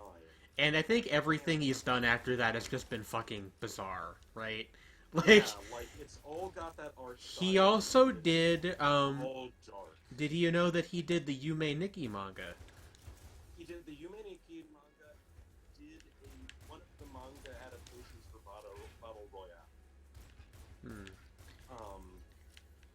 has done a lot of things in that game. It's a very distinctive style. Yeah, it's He's a really distinctive style. kind of like it's Daumen Seiman in that sense. Yeah, exactly. He's similar in a lot of ways to Domen Seiman. Actually. Also, does anybody else just really like saying Daumen Seiman? Yeah, it's fun. Rolls off the tongue very well. It does. But yeah, yeah, like with Tomizawa, yeah, Alien 9, the show. I am really sad that it's only 4 episodes, where they could have covered the whole manga in like 12. Mm-hmm. But unfortunately, it's supposed to be a full show, but they never really like got past the 4 episodes of TV special. Well, that was like an OVA type thing, right? Where they have that that weird funding model. Yeah, it was supposed to be like as I said, it's a TV special actually. Most people think it's an OVA, but it actually was aired on TV. Okay, interesting. But it was like this passion project for the, and they really wanted to do a full show, and they were supposed to, but it went into development hell, and has never been out since. Right. And it's been like 13 years at this point. But like seriously, I think I'm one of the only people who's like, you know, really adored. Yeah, I mean, honestly, I can only think of you and Emil. I don't know anybody else who's even read it. Yeah, like it's, I mean, like I like it seems to be one of those things, along with Katsu, that a lot of people know about but haven't actually read. Yeah, either they know about it but haven't actually read or watched it, or they've seen it and they respect it, but they don't have like the same level of emotional investment. Yeah. There's a couple of things like that. Like Cat Soup, I think I've met like one other person who said it affected them the same way emotionally. Like, which was kind of weird, especially considering who it was. It was like this one guy on BTL who like was kind of an asshole. Oh no, we don't talk about that here. This is a BTL free zone. Yeah, I was just saying it was. It's okay. I'm just that razzing you. He said, you know, I find it really hard to watch this movie. So has such an impact on me and so emotionally draining, and it's like that's exactly how I feel. And Hey, it's like really strange. Sorry to interrupt you, but like, by the way, I'm like doing really good at this Gunshin run right now, and I don't know why. Yeah. Of course, now that I said that, I'm sure I jinxed it, but you know. Yeah, but still, like, you've been killing it. Like, I know I am late to this, but like, seriously, wow. I'm going to sell this guy some been a weapons. good run.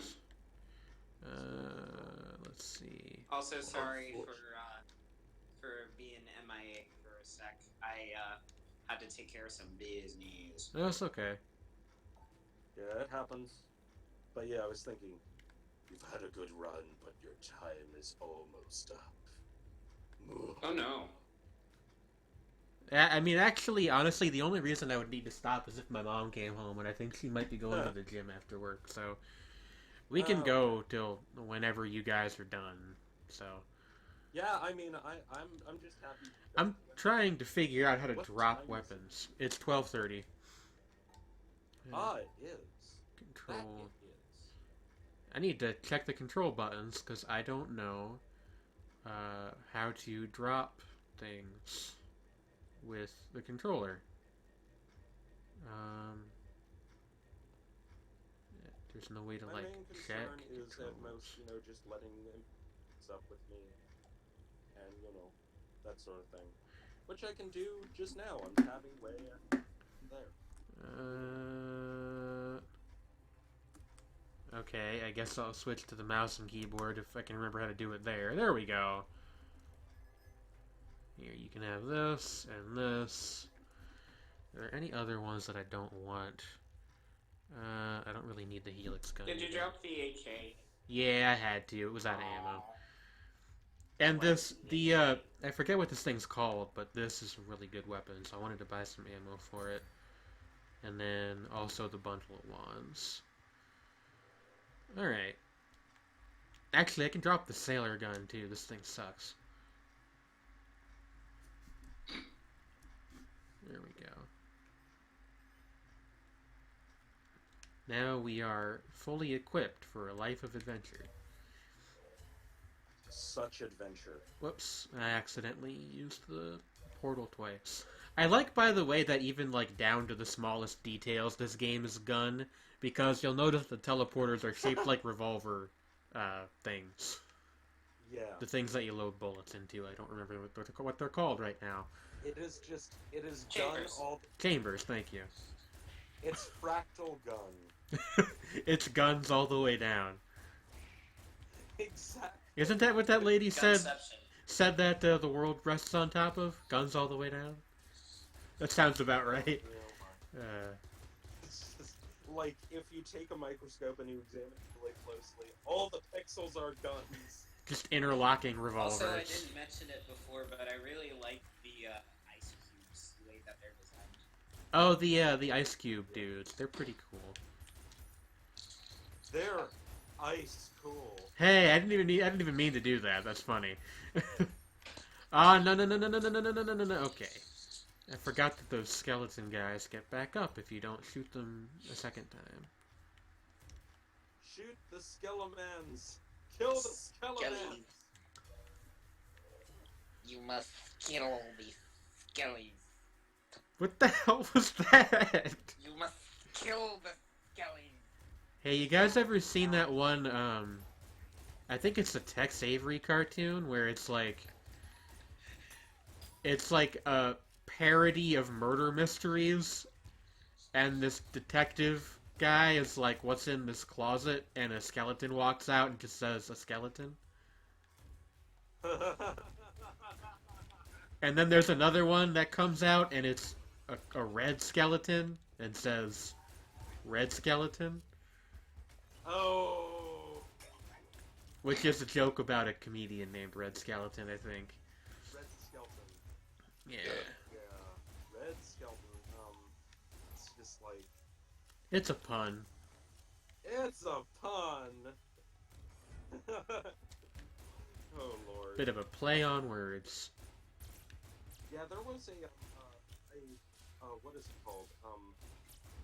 There was a cartoon that Audradek played in one of his streams, which was related to book jokes, and the guy at the beginning was a parody of Alexander Walcott, and I was the only person who caught it. Yeah, I don't even know who that is, so I He's a definitely would have been the only one. Satirist and short story writer from the 30s. For a second, I thought you were gonna say the 3rd century. Oh no. bit no, bit that's going more like, going far back. That's more like Beta the Bard. Beta the Bard, huh? Yeah, I mean that's an actual person. That's a really good name. Yeah. Beta was one of the Anglo-Saxon poet historians. Okay. Interesting. Yeah, there's also the... I don't think anyone knows who wrote the novel. If anybody. Okay. But I think that Beta was, like, involved in the transcript arts. He's connected to Beowulf in some fashion. But yeah, Beowulf is really old. Yes, it is. Like, I think 5th century, something like that. Like, it is older than the English language per se. I had to read part of it in English class, which is... I died. Like, yeah, Damn. Dun, dun, dun, dun, dun. But, like... A valiant effort. Yep. Yeah, One of like, these days I'll beat the game. Yeah, Emil once told me that his English, one of his English professors, I think, or maybe physical teachers, read some of Beowulf in the original Old English, and he said it was, like, one of the most beautiful things he's ever read. But then trying to read it in regular English kind of takes away some of the luster. Well, it's translated, so yeah, a little bit, I imagine. Yeah, I mean, like, yeah, like, Old English is much closer to German or Dutch than it is to modern English. Just for nice. You guys still there? Yeah. Yeah, Alright. I'm right here. Just checking. Oh, incidentally, it's always super weird to read the Oxford English Dictionary because you'll get like words that are listed there that don't exist anymore. Like, have you ever heard of the word Pardon? The word. The word. gome? Gome means a person in like a generic non-gendered sense, and it was common in Old English. It's a parallel to the in etymology to the oh, is it a kitty cat? It's a cool cat. No. It's a stream cat. Oh no. I'm gonna give him a Stream tail. cat. He hates Mondays. No, he loves Mondays and hates lasagna. He's inverse Garfield. Yeah, reverse Garfield. But oh crap, what was I saying? Okay, so Gome. oh, gome. Oh yeah, it's the equivalent to like the French or it's like that in like Italian that sort of thing. And it's from the same root in Indo-European but it hasn't been like used since like the 14 or 1500s. Gome And is so really, also now the name of this cat. yeah, that's good. Gome. Yep, I got it.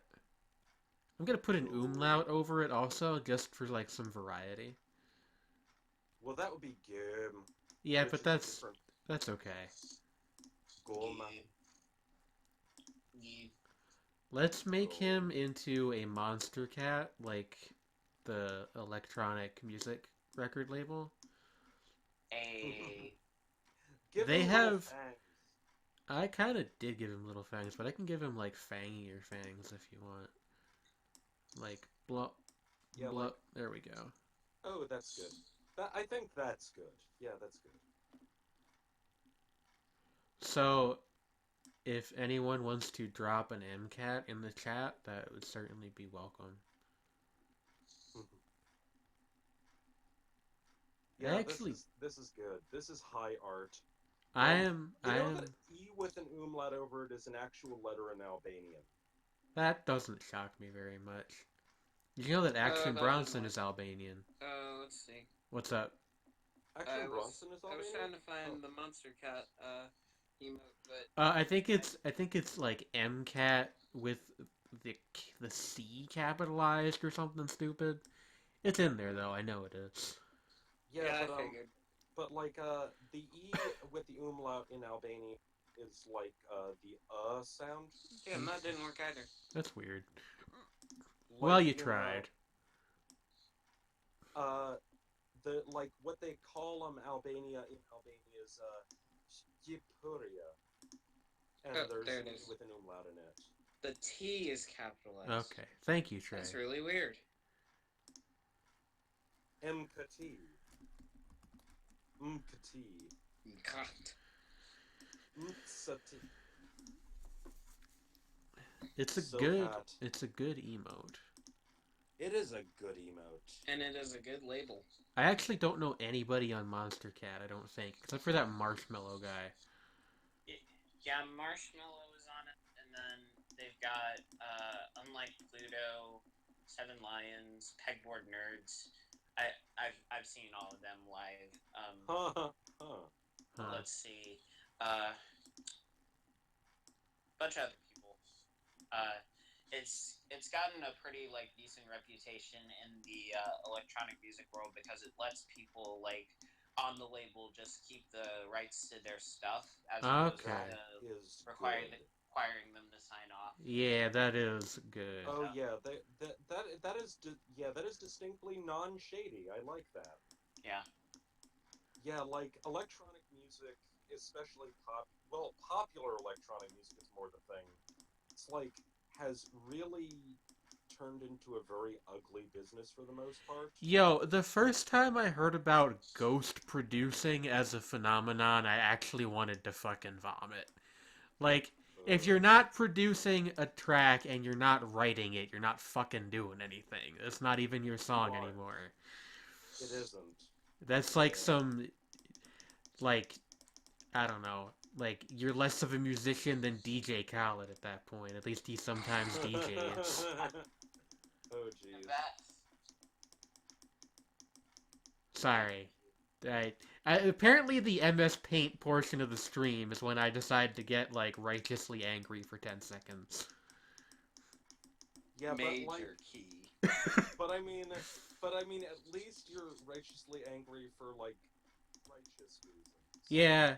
I mean, at least it's novel. I'm not complaining about the Switch or something. Striking down upon thee with great vengeance and furious anger. What? Striking down upon thee with great vengeance and furious anger. Pulp. Definitely. Yeah. Like, Sorry about that. It's okay. Just like, but yeah, like, the way that also on top of that, how big sort of, kind of like, what is it called? Agencies that do, EDM festivals and things have really attempted to stomp out a lot of independent, like, producers of stuff like techno and Yeah, such. I Really don't know. shitty. Like, I feel like the entire reason that the music that those festivals have gets made is to get played at the festival, and the only reason that the festivals exist is for people to get, like, wasted off their asses and just be stupid. I Yeah. I have a very low opinion of festival music. I'm not. I wasn't really just talking. No, I'm talking more about the agencies that produce those. Yeah, yeah, no. Like, I mean, also, like, I should. sign people get, they screw over the people who they represent. Yeah, and then it's like, okay, you don't make music for yourself now. You fucking make keyboard lines for the chain smokers and get like 0.2% royalties. It's that kind of nonsense. Yeah, it's a very,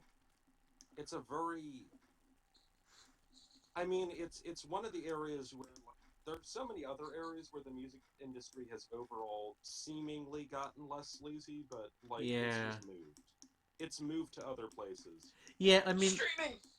yeah, that too. Well, yeah, but, like, even so, like, compared to some of the shit that goes on with the way that people who make electronic music are treated, it's, like, Very bad and gross and not good. Yeah.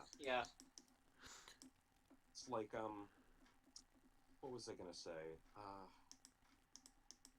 I don't know. It's like, but, like, on a more pleasant note, like, most of the label knowledge I have is of, like, weird, tiny labels. My favorite label that's still active is probably still Stone's Throw.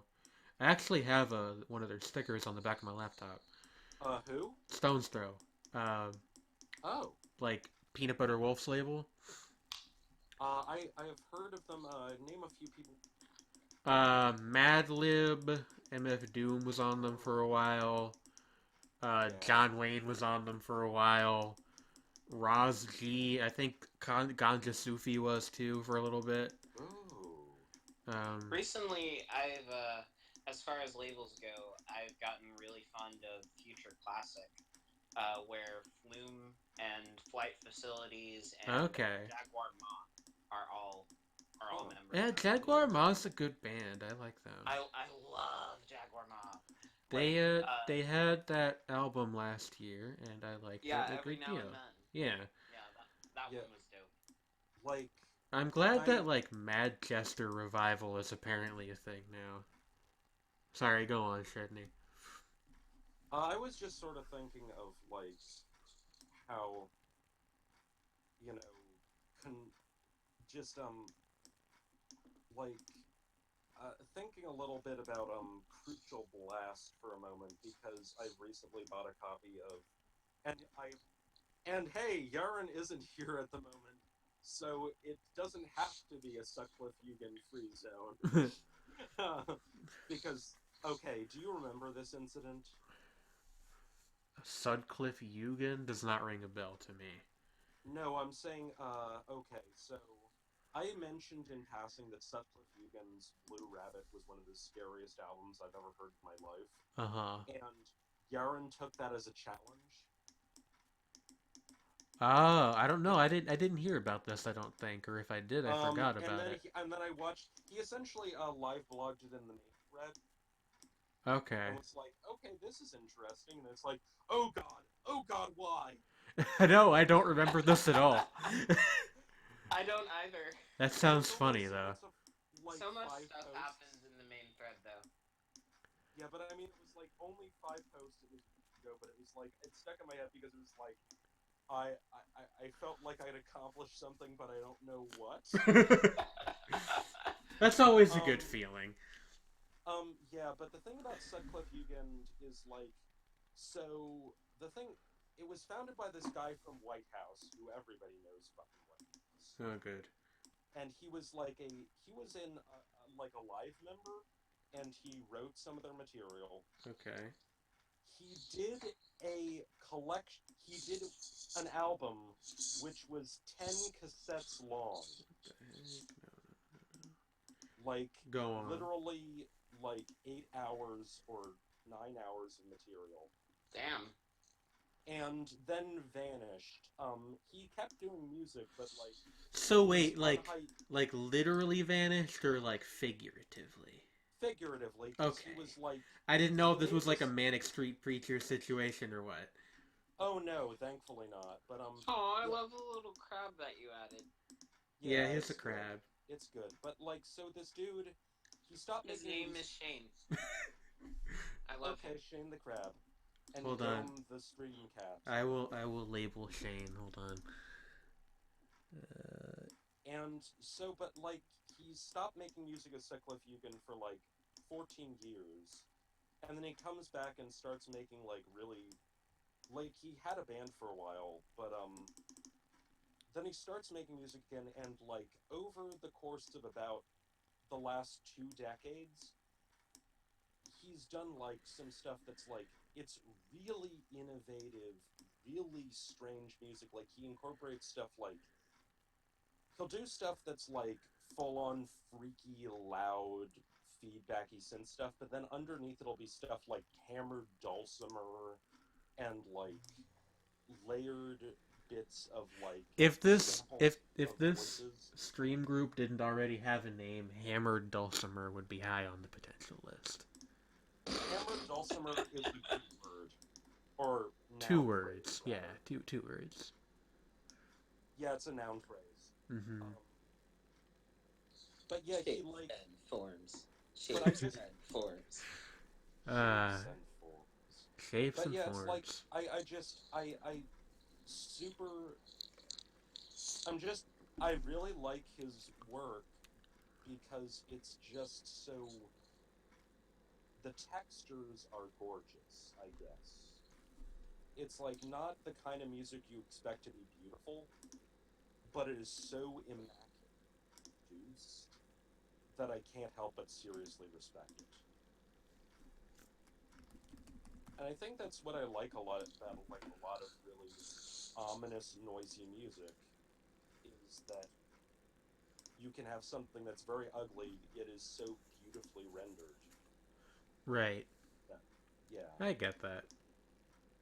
It's still like I get why it is very few people's cup of tea because it is disturbing, and that's the point. But like, still, it's like I dig it. Yeah. So I think I'm gonna end it here, cause Oh, okay. not. That was a good picture you drew. Thank you.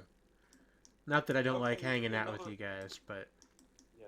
Oh, you were, or are you drawing another one? I drew a bird.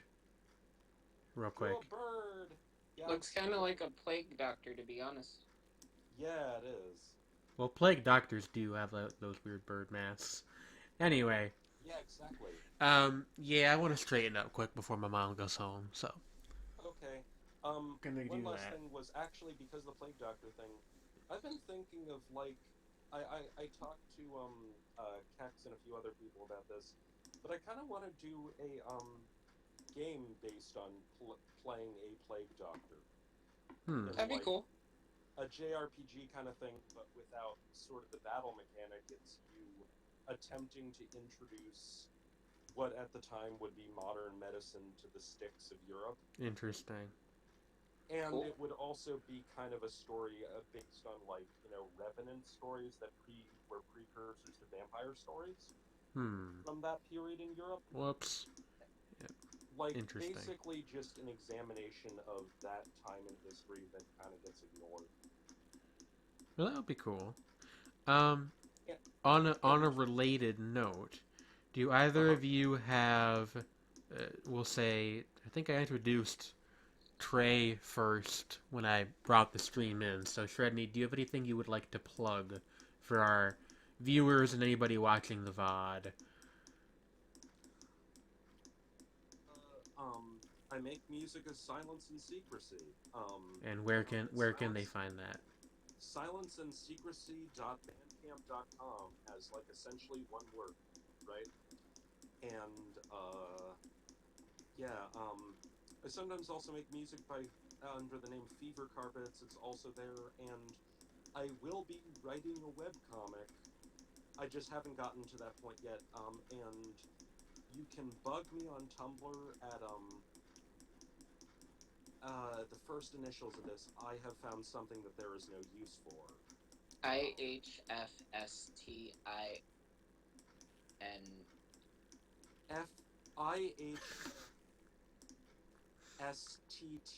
FIHSTTINUF. There you go. Dot Is it tumblr.com. .tumblr.com? Yeah, and that's my Tumblr, and you can just see how I am just total gay furry trash. Which is true. Not even exaggerating. So, Uh, anything else? Okay. Trey, do you have anything that you would like to plug? So if you want, you can bug me on Twitter, Tumblr, wherever on the internet as Trespeak. That's TRE Speak, and all of the stuff that I do, like my radio show and my music, my blog, everything that I do is all on there. So just look into that if you like me, I guess. All right. And that is our show for this Friday. We will see you guys again next week. Same time, probably same place, at twitch.tv/planetjane. You can follow me on Twitter at PlanetJaneBeats. Capitalization does not matter. Twitter doesn't care. So, I will see you guys next time. Later, everybody. Bye. Bye. Onyx came up to say goodbye. bye, Kitty. Onyx.